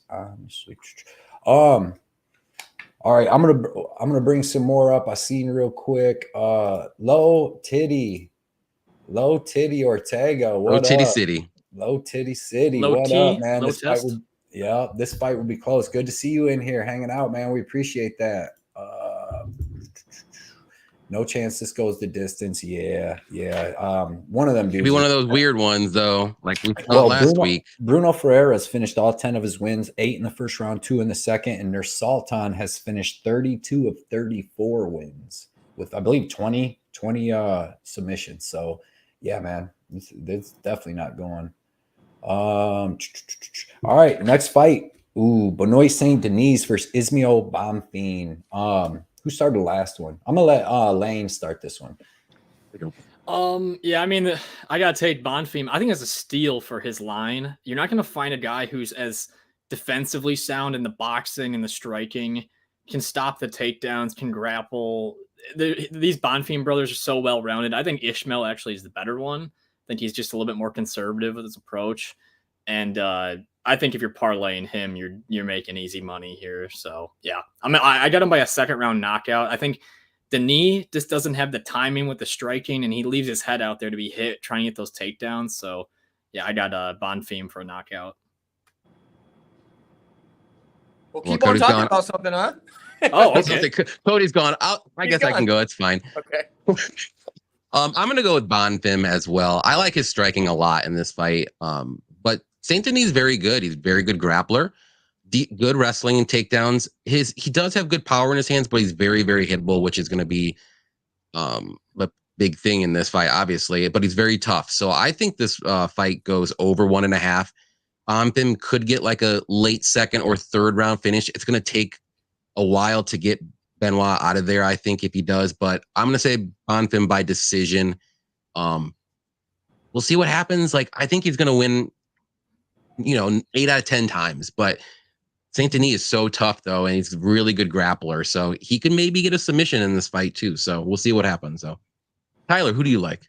Okay, so everybody that's watched my breakdown video knows that I'm just going to be kicking back and drinking a root beer during this fight because this is way too good of a fight. And as much as I do have a lean, I don't feel that good about it at the odds because I do think that Bonfim probably wins just because I think his grappling is good enough to hang in there with Saint Denis. But and I do think he's better striker. But if Saint Denis is able to get those takedowns and, maybe 2 rounds out of the 3, I think if he's on top, I think he's going to be the better grappler. And that's going to be a problem for Bonfim. And now, don't get me wrong, Bonfim's good off his back. But, obviously in MMA, when you're on top, you typically end up winning. But I think Bonfim's going to be better. But I can't bet it. He's too big of a favorite right now. So, like I said, I'm just enjoying this fight. This is a good fight. Typically, I root for both of these guys. So I'm a big fan of both of them. They're both enjoyable. I was one of the very few people that was on Bonfim to win in his Contender Series fight against Nariman Abasov, where I had everybody from Azerbaijan, I believe it is, that was mad at me because I didn't pick Abasov. So, but no, I'm taking Bonfim, but I'd just rather just watch this fight. It's too good and too close. Nice. So everybody all went? Yep. Good. We're just waiting on you, man. Yeah, it's a long show, and I drank that energy drink. Yeah, man, I'm going with Bonfim here, but Benoit Saint Denis is tough. He has a clear path to victory. Obviously, he could get the wrestling going, get the jiu-jitsu and grappling going. He's super tough, super durable human being. Excellent cardio, pretty good wrestling, kind of bad timing. Now, see, with him, he's more like what I was seeing with Tyler when Tyler's saying about Renat shooting in with his head down. That's what I see Benoit do, dude. He'll kind of reach and go forward. That's why Nicholas Stoltze was able to knee him in the face and cut his cheek open in that first round. So he needs to not be as sloppy here because obviously Bonfim has crazy knees. But I'm going to take Bonfim. I think Bonfim has the wrestling to keep this standing for the most part of the fight. Even if he gets taken down, he stays calm and he's able to work his way back up. And then on the feet, he's going to land the better shots boxing. He doesn't really throw too many kicks. He can, but he's more of a boxer, and he's like an Ilya Taporia in a way to me, how he's walks guys down, and he's just, you know what I mean? He's eating he did it to Terrence McKinney, which ain't an easy thing to do, dude, to just walk him down and not be scared of anything that's coming back at you. And that kind of wears guys out too, just by doing that. So I'm going to take Bonfim. Saint Denis is so freaking tough, dude, that I actually actually bet the over 1.5 because Bonfim ain't a crazy guy that goes out and rushes. He'll take what you give him and he'll force you to give him stuff basically. But I'm going to say, Benoit's a lot bigger than him. He's going to get some cage control, clinch time, maybe land a takedown or two. But I do see him being able to at least hold him up against the cage a little bit, survive most of the big shots, the body shots and stuff that Bonfim hits him with. But after that 1.5 rounds, man, anything goes, dude. Bonfim can finish him, whatever. But I got Bonfim parlayed with Renat. I got Renat parlayed with Bonfim, and then Renat parlayed with Guram. Then I have Bonfim over 1.5. Because like I said, I didn't like a lot of fights on this card. I thought a lot of fights were too close, or they had it kind of capped right. The lines were huge. Even on the over-unders, dude, all the over-unders were juiced to minus 200 for over under 1.5s, and that's just not my style. So I'm gonna take Bonfim. I could even see by decision, man. We've seen the beating that Benoit took from Zaleski to Santos up at 170, and he was eating knees. He was eating every punch you could eat there. So I think he's going to be tough enough. Another thing why I like the over 1.5 is Bonfim's last 3 out of his last 4 fights have gone to decision. So it looks like he's a crazy maniac killer, like what he did against Terrence McKinney. And to be honest, there's only 8 seconds left from that fight going over the 1.5, and both them guys are crazy finishers. So I could see why that under was favored, but I like the over here. I like Bonfim in the over. So I think Bonfim, something that could scare the over, and I know you guys are all mostly on the over, but Bonfim like has very good timing on his strikes, and for like somebody like when he fought Zaleski dos Santos, you know, he's just throwing everything as hard as he can, but it's really not like connecting in the right time. I think Bonfim's gonna hit. He's gonna hit him when he doesn't see it coming, and that could end in a knockout pretty fast. Yeah, I like that. Johnny, did everybody already do this? Everybody already picked this one, right? Yeah. So everybody's on Bonfim here, right? Yep. Slightly, I guess. Yeah. Yeah. I mean, it sucks. I mean, when some people do. I mean, when he has a clear path to victory and he's the bigger guy, but this is just like last week, how I was all over Ricci. I tried to tell everybody Ricci was the prospect that we should be watching because she's well-rounded. But everybody kept telling me that Jillian Robertson was bigger. And I like that against Piera Rodriguez because Piera Rodriguez ain't like the fastest girl in the world. But like Ricci is super fast and uses good movement. And that was going to kill, like speed was going to kill power in that fight. Yeah. All the time. But let's see. Everybody's saying what's up to AJ. Yeah, I like AJ, dude. On who's this AJ guy? From MMA Experts. MMA Experts. Yeah. I've never seen. Is that like his YouTube channel? Yeah. And even if you don't agree with like his picks or his bets or whatever, he seems like a really nice dude and a cool dude. I don't mind listening to him. I think he's pretty decent. Because there's a lot though. There's a lot of people, man, that you can just listen to as a good person and support them for doing their time and all that. It doesn't always have to be about just winning bets. It's just you're doing something. So just support him. I think he loves the numbers more compared to the people. That's just my opinion. Oh yeah. Numbers are important, but I would be willing to train Johnny K if that fight happens. Real. Hoist Gracie comes into the comments in a minute. I got Johnny K. Training Johnny K. Love all you guys too, for sure, dude. Smash the like. What's up? What's up with Gatto? He's about to get that finish. Flavio, what's up? He said, let's go. He said, riding with blood money. That's the best thing you can do right there, man. Foolish. It's the best thing. We're getting 6 winning weeks in a row this week, Flavio, and it ain't been easy these last couple, but make it look easy. I was about to go 4-1 on that last card if Tafa wouldn't have got them eyes raked. Got the winning inside the distance. I love that play. Low titty Ortega. Gatto looks shredded and mean, but Lipsky is a big girl and game. Yeah, it's gonna be a good fight.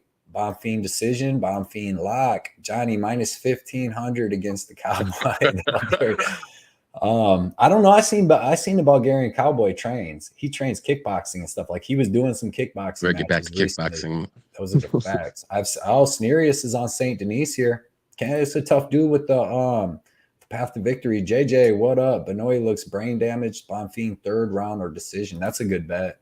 I got the dog. Fudge it. I can't blame you. Benoit's a good dog to bet on. He's gonna fight for your money with every ounce of life he has. That's for sure. And you can't hate nobody doing that. It's just like Trevor Peak, man. He got beat last week, but he did fight for the money. Like, dude took some shots. Saint Denis by decision. Okay, happy Canada Day to all my Canuck homies. What up? Happy Canada Day, Dave, and everybody in here. I know Pink Floyd, everybody, man. Happy Canada. I didn't know it was Canada Day. Appreciate it. America's better. That's right. Whoa. America, motherfucker. July weekend, you're gonna come at him like that, Lane? Jeez. I'm European, and BSD is one of the better prospects from Western Europe for sure. So I will be a bit sad that he loses, even though I betted Bonfim. Nice bet, Pink. Happy Canada Day. Canada. I always thought Canada ever since I don't know why I do that. What about Rosa? Does she pull it off by decision? I say so. It's a split going panel. to decision. I'll say that. A split panel. Patty K. Jesus. Now you're just Dev's already. He's hitting the stronger drugs right now. What up, Shady? Dev the dude. Dev's on that DMTZ right now. Picking Patty over Taporia. Have a good weekend, bums. Yeah. Hey, you have a good weekend too, man. We're all gonna have a good day here soon. Bonfim is a boxer with good takedown defense. Benoit has to wrestle to win. Bonfim by KO or Benoit. Yeah, that's definitely the way it goes down. Next fight, Max Griffin versus Michael Morales. Tyler, I'm gonna let you start this one. Okay, so here's the thing. If this fight was right after Morales' last fight, I would have probably taken Griffin. However, Morales is taking like a year off, and he's like, what, 24 years old or something like that? Yep. You got to imagine he's been working on some stuff because he's gotten by. He's won all of his fights in the UFC, but he's made him way closer. He's like the only undefeated prospect where when you see him, you're like, man, he's just kind of under-delivering, you know? So I'm taking Morales over Griffin, but it's not. I don't feel super good about it because, like I said, he's under-delivered every time so far, even though he's won. But he hasn't. Even on his Contender Series fight, like, yeah, he won, but like, man, you watch it, and you're like, man, this guy isn't the undefeated guy that the commentators are hyping him up to be. So I don't know.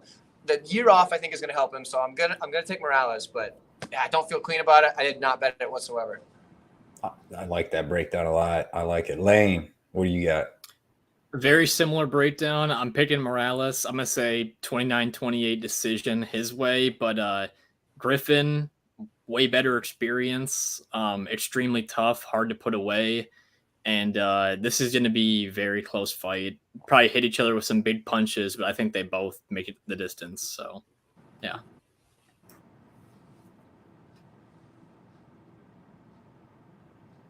Jeez, allergic to weed or something? Fuck, Dude, I gotta make a funny clip of trying to hold that in. I usually sneeze like 6-7 times. Oh, that's hilarious. Fucking hand is full of snot.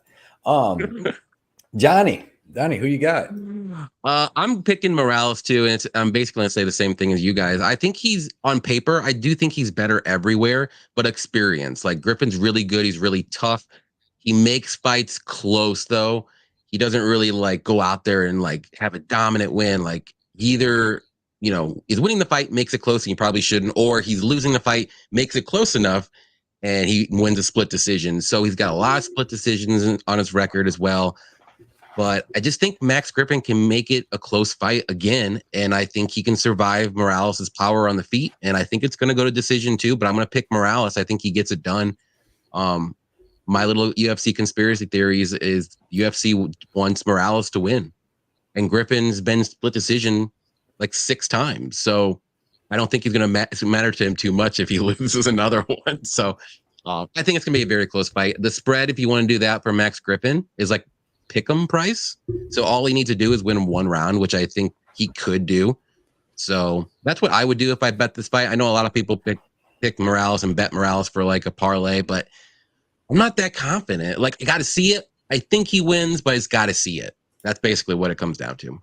Johnny, that black cat, that's not a good sign, man. At all. Right? What are you doing? He had to make an appearance. He had to make an appearance. Saw have a good Griffin. day here. Saw Max Griffin today. Is that his tail? Okay. Yep. All right.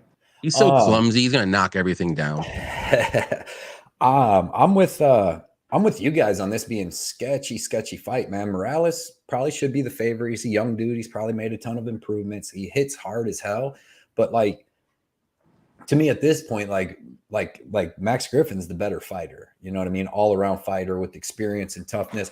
My problem is I think Max Griffin's going to be the all around better fighter, and he's going to be landing some good shots until Morales drops him and rocks him when he hits him, you know, maybe even once each round. Because I don't know if he finishes Max Griffin, one of the most durable dudes on earth.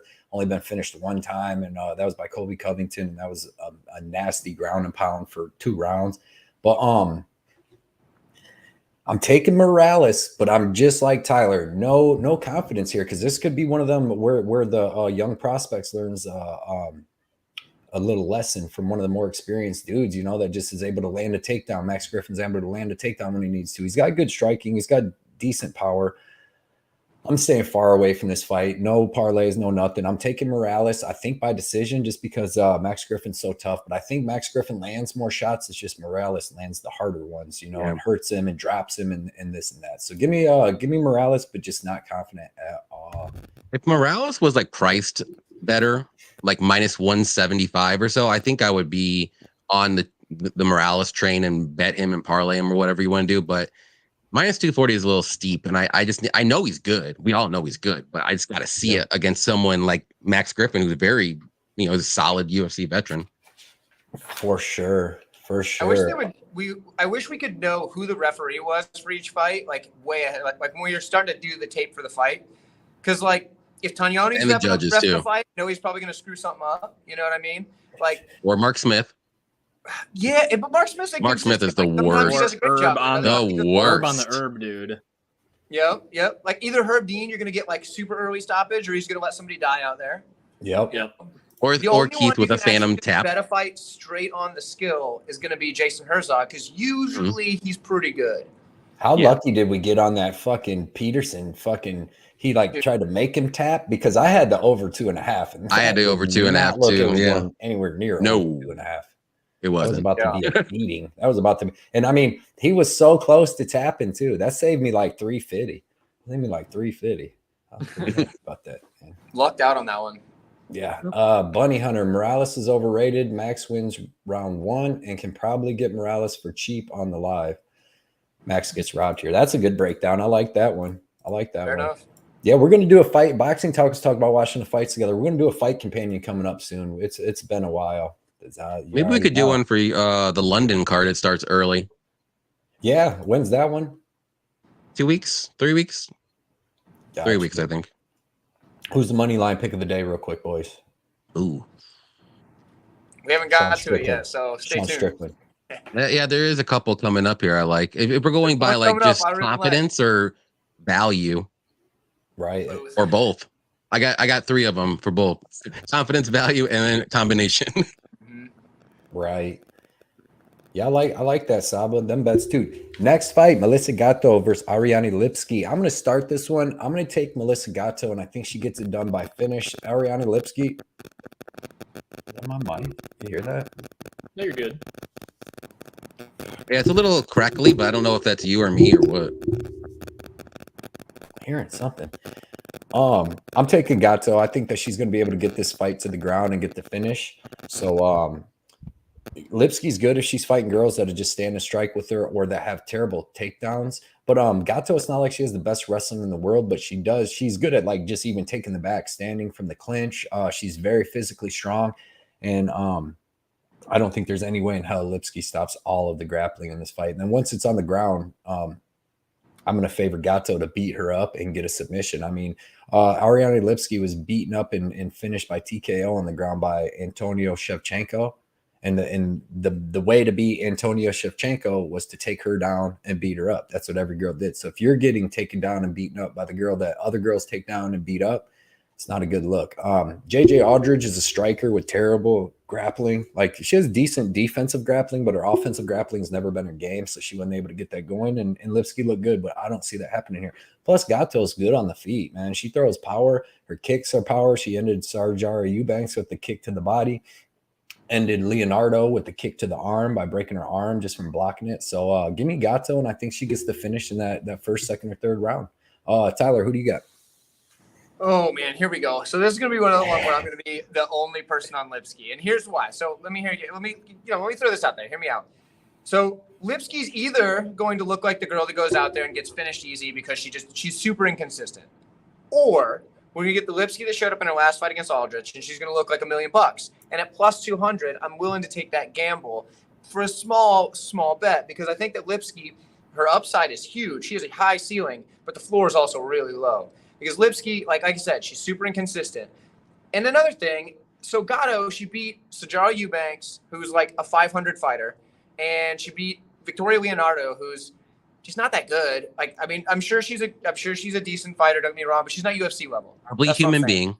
Yeah. She's like, whatever. Like, she could probably beat up a bum in the street. Like, don't get me wrong. But I think Lipsky at plus 200 is an insane value play. And if she shows up as the Lipsky that showed up in the last fight, she should get it done no problem. But if she shows up like a Lipsky that goes out there and gets finished in the first round, which, or maybe we get the Lipsky that goes out there and gets a sick knee bar. I don't know. Like, she's just so consistent. But at plus 200, I mean, that's a lunch money bet right there. So, I'll take a little bit on Lipsky. I'm not mega confident, but at plus 200, you know what I'm saying? You got to take a shot. I can't blame you. I can't. I didn't put Gatto in any of my bets, even though I was really high on her this week. I put her in my layer cake progressive parlay, but other than that, man, I stayed away just because girls fights, unless I got that big dog, you kind of feel more comfortable having that plus 200. Lane, what do you got, brother? Yeah, I bet on Gatto in this fight. I feel really good about her here. I think that she's good everywhere. She's got pretty good length in her striking. And I mean, with Tracy Cortez, like that's one of the best women's grapplers in the division. And she took her back multiple times. And obviously Cortez was extremely flexible, reversed a lot of those positions. But like, I don't even know if Gatto needs a takedown. She can just push this up to the cage, climb on the back, which she did so frequently. And I played a first round sub here at plus 800. I think that's a steal right there. Probably the most likely way that Gatto gets it done. So, yeah. I like that. I like that. Johnny, what do you got? Well, Tyler, guess what? I am actually on the Lipsky train as well. My guy. I think I probably saw that in your video and forgot, but my guy. I'm taking the shot here. Like, I really was impressed with her last performance. Yes, it's only one, but she made so much improvements like over that time off when she lost, and she looked very horrible. Then she came back and looked great against JJ Aldrich, who is a striker who tried to take her down, but she stuffed 12 of those takedowns, and she looked great doing it. I don't think Gatto has great wrestling and takedowns. She has amazing grappling and submissions if it gets to the mat. I will say that, but getting it there could be an issue, which is why she likes to jump on the back and not get takedowns, because it's kind of hard for her to do. But she's got decent striking too, but I like Lipsky striking a little bit better. So if Lipsky can stuff the takedowns, especially early, and make this a fight on the feet, I think she has a very good shot. And like Tyler said, plus 200 for a women's MMA underdog. We've been talking about this already. It's like right there for you. Take a little shot. I didn't personally, but who knows? Like as the fight goes on, I get some fun money and I get a little drinks going. I might throw, $10. Why not? Yeah, this was a lunch money bet when I bet. I'm not saying I threw like a unit on this. This was like the money that you find. Oh yeah, lunch money, beer money, like console. You know what I mean? Yeah. My live betting when I do it is like $10 tops, just for fun. So I have some entertainment while I watch. I'd say if you did Lipsky, just do it by decision. Don't do it any other way. Yeah. Just do it by decision. True, and you get a better price for sure.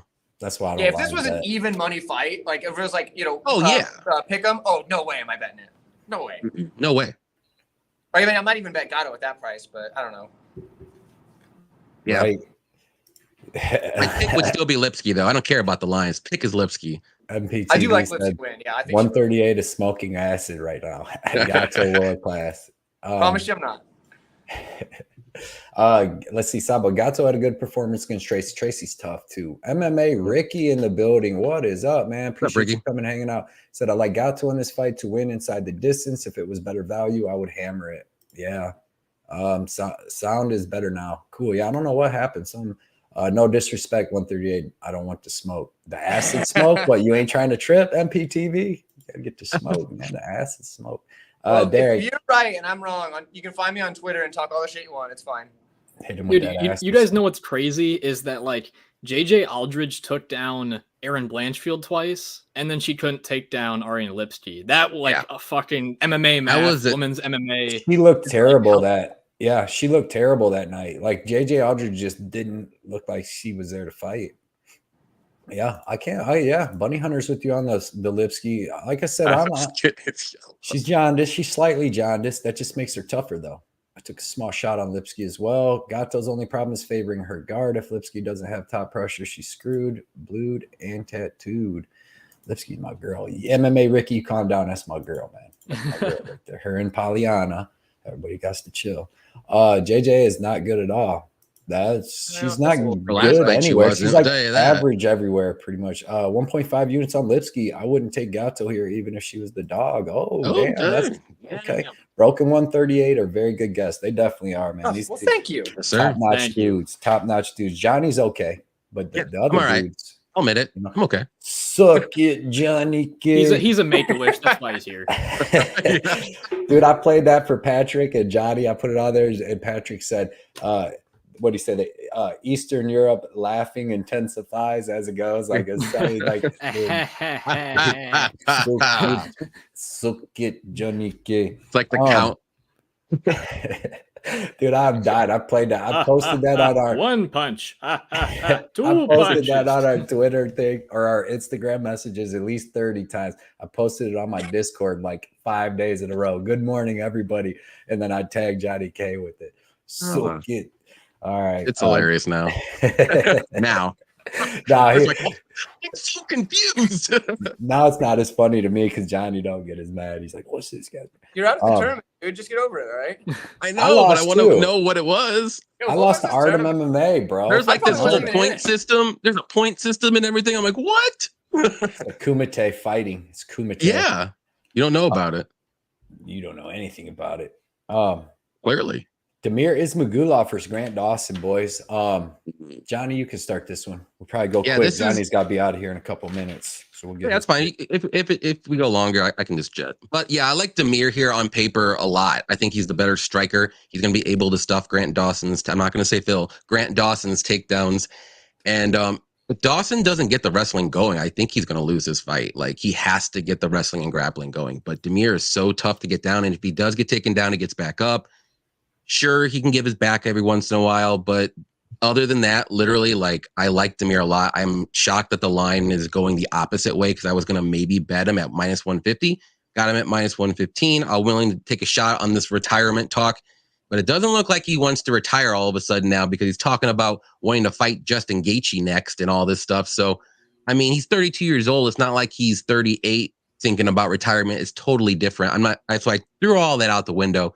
Look at it on paper. Logic says Damir should win this fight. So I'm betting him. I like him to win by decision because both guys are pretty tough and they're not the greatest of finishers. The only finish would be as a Dawson submission. That's it. I like it. Lane, what do you got, brother?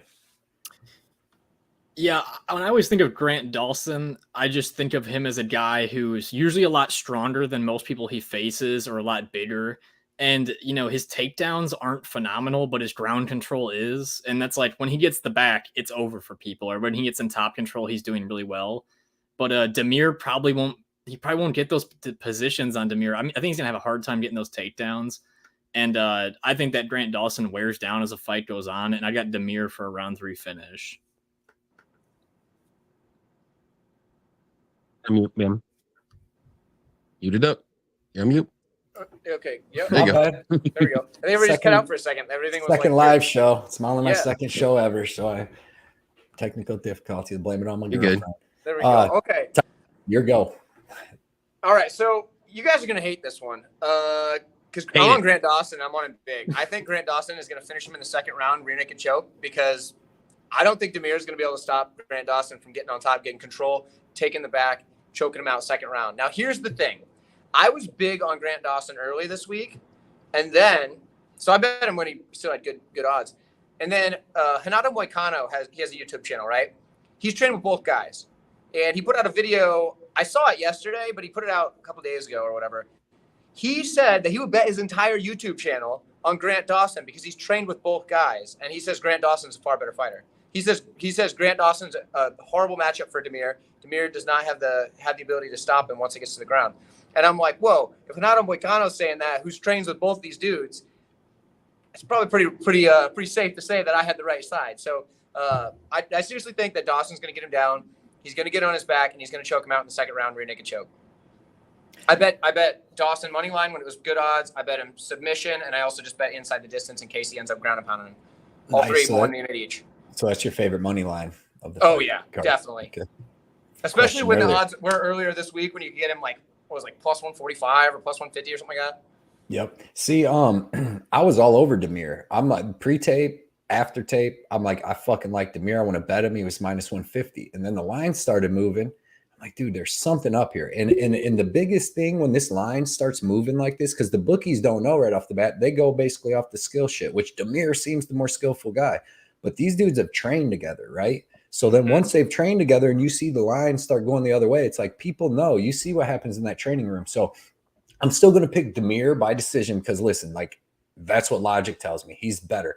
But I couldn't bet him because I can see exactly what Tyler's saying where maybe Arman wasn't able to hold him down as much, but like Grant is going to be able to hold him down. Like if Grant gets him down, he's going to take his back and he's either going to backpack him for 2 rounds or he's going to hold him down. And then Grant Dawson, I used to like to try to fade him, even though he's only lost 1 time and never in the UFC. I used to like to try to fade him because of his cardio. Well, guess what? He's at ATT. Since he's been there, dude, his cardio has been, he's finishing guys in the 3rd round instead of dying out like against Ricky Glenn and getting finished. So both these dudes are super tough. The line's pretty much even for a reason. And I just stayed away from this fight. This is going to be an excellent fight to watch. But I can see Demir keeping it standing and beating up Grant Dawson, standing up and getting the decision. Or I can see Grant Dawson actually only needing to land a takedown or 2 each round and taking the back, dude, and just controlling him because he's really freaking good, man. And they've trained together. The line movement's weird. I'm taking Ismagulov, no bet and no confidence. Whoever bets, basically whoever gets plus money in this fight's pretty good because it's going to be a really, really, really good fight. So real quick, funny story. So my buddy Matt Zarowski, who he used to come to my gym, he handed Grant Dawson his only amateur loss way back in the day. So one of the only 2 people to beat Grant Dawson in MMA, amateur and professional, happens to be a buddy of mine. So just throwing that out there. That's pretty cool. Let's go back. You know, doesn't fight anymore, but you know.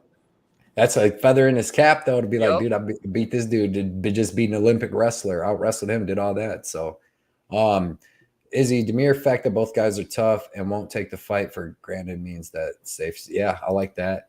Boxing, this channel isn't worth a bag of pennies. Yeah, it's because it's worth a bag of quarters, mofo.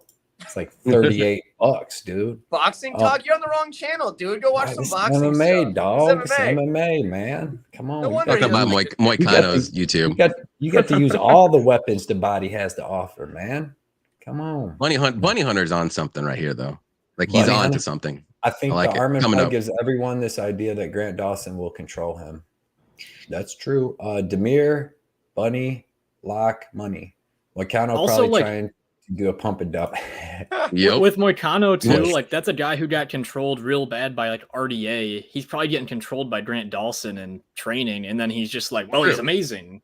You know? Right. But you got to get him to the ground first. And Demir has excellent defensive wrestling. That's why it's so weird because like on paper, it says Demir should be able to stop the wrestling and beat him up standing up. Like, yeah, that's just how it should go. But we know how this game goes. Yep, that's true. They want us, Demir via 3-round schooling. The thing is, I don't like Demir giving up his back in the Arman fight. Yeah, I just think, true that. Give up your back to Dawson, you in trouble. Yeah. Madsen is taken down every fight when someone tries to wrestle him. True. Dawson is getting out jabbed by Gordon. Yeah. It's gonna be, dude. Ismagulov should win with the back control too. Sorry, but the back control as well.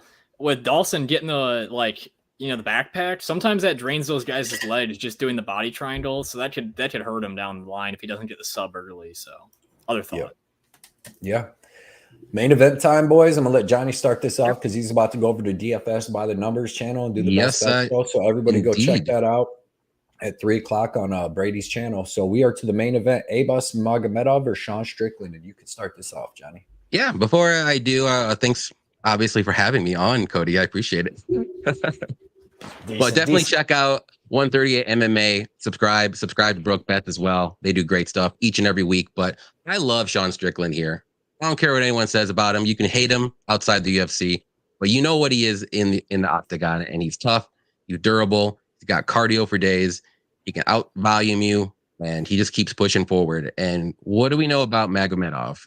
Well, we know that he fought 19 seconds in 2.5 years against someone who shouldn't be in the UFC. So big red flag there. Yes, he's strong and he's, he's got the KO power, all that good stuff, but this fight gets out of the round 1. I mean, Sean Strickland's going to win this fight. That's basically what it comes down to. So I love Strickland here on his money line, -150. I got it at -165. I still thought that was a good line there. So if you want to hedge out and just do Magomedov round 1 knockout, there you go. You're going to win no matter what. So give me Strickland by decision, and then I will see you guys later. All right, Johnny, man. Appreciate you coming on and hanging out with us. We will see you on the next week's show, brother. Have a good show. Yes, sir. Good luck, guys. Don't catch up to me too much on all them units. I'm up. Watch out. Later, Johnny. See you guys. Lane, who you got, brother? I'm going for Strickland as well. I feel like there's so many people giving me shit for not picking Abus, but Abus, he's a blitz fighter, and someone like Sean Strickland is so fucking good off the back foot of just touching people, parrying punches, and Abus will look very good in that first round, I'm sure. But Imavov, very good fighter, very good on the feet, very good everywhere. And Strickland really took over that fight past the first round. I see something similar playing out here. And the Wild Man is the fight on ESPN, is that right? Like, is it going to be on live TV? On ESPN, I watch it on ESPN Plus, but yeah. Well, I'm just thinking Sean Strickland's interview at the end. If he wins, I need to see some crazy shit being said at the end of the fight. So guarantee it will. I hope. Yeah, I'm on Strickland. All right, Tyler, who you got? So I'm on Strickland as well, and here's why. Because Abus Magomedov, his best weapons are his kicks, right? The dude's got nasty, nasty kicks. But Strickland's a guy that's not going to give you the room to kick. So basically, Magomedov's going to be really dangerous at the start of each round. Because I know a lot of people are saying, the cardio. There's no reason to believe that Magomedov's cardio is bad. It's just because he gets everybody out of there earlier. So I don't think that's going to be a problem. I just think at the beginning of every round, he's going to be very dangerous for like 15, 20 seconds. But after that, he's going to have to use his tools that aren't his best weapons in order to fight a guy who's able to use his best weapons, which is that jab, setting up the 1-2, and then he's kind of mixes in the kicks lately, which I do like. So I think but his kicks are at close range. Strickland's are, and for Magomedov, he needs range kicks. So I think Strickland's going to win on the scorecards, or like maybe a really late finish, but probably scorecards. But there is like the chance that Magomedov is going to be really dangerous at the beginning of each round, and he could catch him with something big and get the finish. Because Strickland, it's not. I know we all remember the Ferreira fight where he got knocked out with the lead hook, but he doesn't block lead hooks very well at all from anybody. He usually just has a good chin. Ferreira just hits really hard. So like he's weak on the outside because his guard is out here parrying stuff, which leaves him wide open over here. So I mean, there's a chance early on in the fight, but no, I think Strickland's going to be able to back him down most of the fight. Yeah, I agree with that. And Abus does have good hooks too. He does. So I'm on Strickland here. Same thing. It's not like, I don't think it's more that like the UFC is trying to build Abus up and giving him like a top 5 guy to get him to the title. It's just, I watched Strickland a couple months ago when he took this fight and got on Instagram and was like, look, I need to keep fighting. Everybody in the top 10 is booked up for this and that or injured. He was like, I got to keep fighting. So they gave him. Not to say Abus ain't good, but like the experience that Sean Strickland has in 5-round fights in that cage with the people he's fought, Cannonier, dude, just everybody. It's a big advantage. Like Abus is good and he's gonna be good, but I think he needed to work his way from 45 down through the 30s, the 20s, the 15s. You know what I mean? Like most people, and see these different styles. Because Abus has only fought 3 minutes in the last 4.5 years. He's got 3 fights in the last 4.5 years, and there's 3 minutes of cage time. Like Sean Strickland's getting 3 hours of cage time a week of straight sparring and just in there taking punches, used to it. In his style, it's just like Tyler said, man, his style is built for this because Abus wants to be doing his kicks, moving around. Sean Strickland in the small cage favors Sean Strickland, and he's in your face. He's not giving you room to throw them kicks. Now, like Tyler said, first 20, 30 seconds when they're at distance and Abus is throwing these kicks and this and that, he has a good chance. But I don't even think Abus is really – I mean, he is a KO dude. But, I mean, that fight against Stolfus was just he landed the first front kick up the middle and then took off on him. Like most of his fights, he does get finishes, but they're not all like that. And anytime he steps up and fights someone tough, it's a way better fight. Like he went to draw with the UFC flunky in PFL. It was only a 2-round fight. Then get knocked out by Luis Taylor, and then when he beat Saudi Boy Sai or whatever, he had to wrestle him twice in the second and third round because he wasn't winning the stand-up, and he's not going to be able to do that here against Sean Strickland. I don't think he's going to be able to out-grapple him here. You know, I don't think he's going to out-wrestle Strickland. He may be able to get him down, but Strickland will be able to hop right back up. He's black belt in jiu-jitsu, and he's just a big, thick dude too. So I think Strickland does what he does, man, uses that durability, stays in his face, hitting him with that jab, hitting him with the 1-2, the the 1-4, all different stuff, man. And just staying in Abus's face and using that experience, toughness, and grind to wear on him. And it looks a lot like the Imavov fight, where Imavov, is like, fuck, dude, he could not get Strickland out of his face to be able to throw the front kicks. He usually uses kicks like jabs, and he just did not have enough room. So then it turns into a boxing match, and these dudes love the kick. And now you're just boxing with a dude that only boxes, and he's fucking built like Shrek, and he fucking just takes punch. He loves to get it's so as long as Abus don't get him out of there early, which I don't think he does. I think Strickland's one of the more durable humans on earth. Then it's gonna be a 5-round tough fight that Strickland just slowly starts taking over, just like he did on Imavov, man. Who do you guys would take on Abus and Imavov? I think Abus beats Imavov. Oh yeah, for sure. I'd say Imavov. I haven't seen enough out of Abus to know. He's all right. I mean, he's all right, yeah. He's pretty, like, he looked good against Curtis, but Curtis is just standing there letting him poke at him. So he's really good in the first round, Imavov. Mm-hmm. He slows. So yeah. I would like to see, like, you know what I mean? That would even be a good fight before Strickland versus Abus. I think. Did you guys watch that clip with Abus versus like Dustin Stoltzfus on the Sean Strickland podcast, where he's like, Dustin Stoltzfus is trash. Like, he's pretty much just trashing Dustin. He's saying he trained with him. He's done nothing good. He's a yoga guy. I thought all those clips were hilarious. But like, if Abus would have beaten somebody with a little bit more name value, I would give him more credit. I know he's beaten like Sai and PFL, but he took him down a lot of the time. Yeah. But not Sean Strickland would beat the fuck out of Sai, I think, dude. Like, not in the striking, I don't think he was. Sai, that dude is a nasty striker. He is, but backing really him up, range, taking them kicks and stuff though away. And like, I don't think that dude would do that great in UFC. But I think those two Abus took him down the whole time, dude. Anyway. Yeah. So it's gonna be a good fight. I just think, man, like, dude. And another thing is, like, isn't Abus? He's like 32 too, so it's not like he's this young prospect coming in and all this. He's a little older too, so I don't know, man. They both got like the same amount of fights. It's just Sean Strickland's fought real killers for almost his whole career. Jared Cannonier just fucking put on a clinic, and like, he couldn't get a clean punch on Sean hardly. So that's I thought that's Strickland scary. beat Cannonier, but I don't know. It was very close. It was close. It was a bad call. I like the leg kicks of Cannonier in that. I thought the boxing was pretty even, but I thought that Cannonier was hurting Strickland a little more. Like, it was weird. It was a really good close fight, and it was weird. One judge had Cannonier like 50-45, right? And then one judge had Sean 50-45 or something like that. It was a split 46s. Okay, so they just seen it completely freaking different. But Strickland would be minus 350 to Sai though. Give me Strickland, man. I think he gets it done by decision. I'm like Tyler. I don't think there's any like stuff to show you that Abus is going to gas out. He seems like he's in great shape and stuff, and he looked good in them 3 rounds against Saudi Boy. So I just think that if it comes down to where his striking ain't working, he ain't going to have that grappling option here. Abus Magomedov's good. Mm-hmm. I just say the only reason he could slightly slow down is because he uses more explosive movements, and Strickland just does the iCarly. Exactly. Knocking, parrying punches, Yep. So, yeah, man, we're all on Strickland. This was a super good show, dude. Everybody's going to win some good money today. I want you guys to give a shout out to all your stuff before I give a shout out to all the people in here. But yeah, sorry we broke bets, man. Let them know where to find all your stuff. What's up? Smash the sub button, all that stuff, man. Yeah, YouTube, Instagram. Always support your guys, Johnny and Blood Money as well, and 138. I mean, these guys always putting out great content, helping guys like us as well, supportive in the community, and yeah.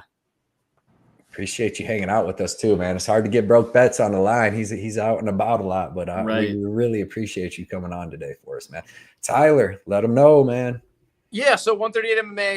You can find me on Twitter, YouTube, Tapology. But also, you can find me on patreon.com/138MMA, where you can get access to all of my picks with confidence. You can get access to all my notes that I've taken. You can see my Patreon parlay, which is a pretty ridiculous parlay usually. So, hits some, doesn't hit some.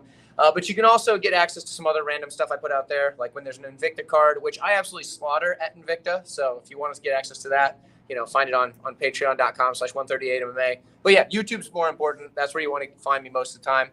But yeah, this was a great show. This was a great time. I always love having the option to come on and chat live with you guys. So, subscribe to everybody. Yep. If you haven't liked this video yet, what are you doing?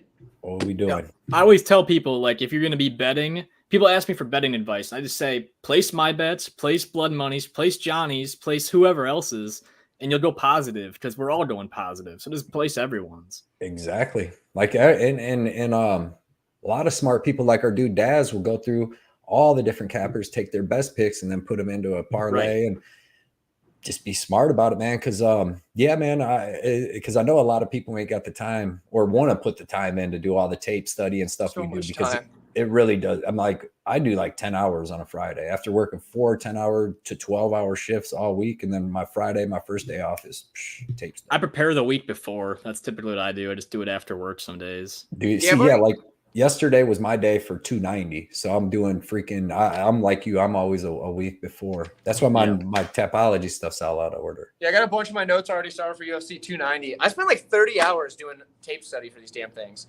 Yeah. And I guess some of it's also like typing everything up on Patreon, so not all of it's just tape study. But I spent like 30 hours working on this thing every week, so it's a lot.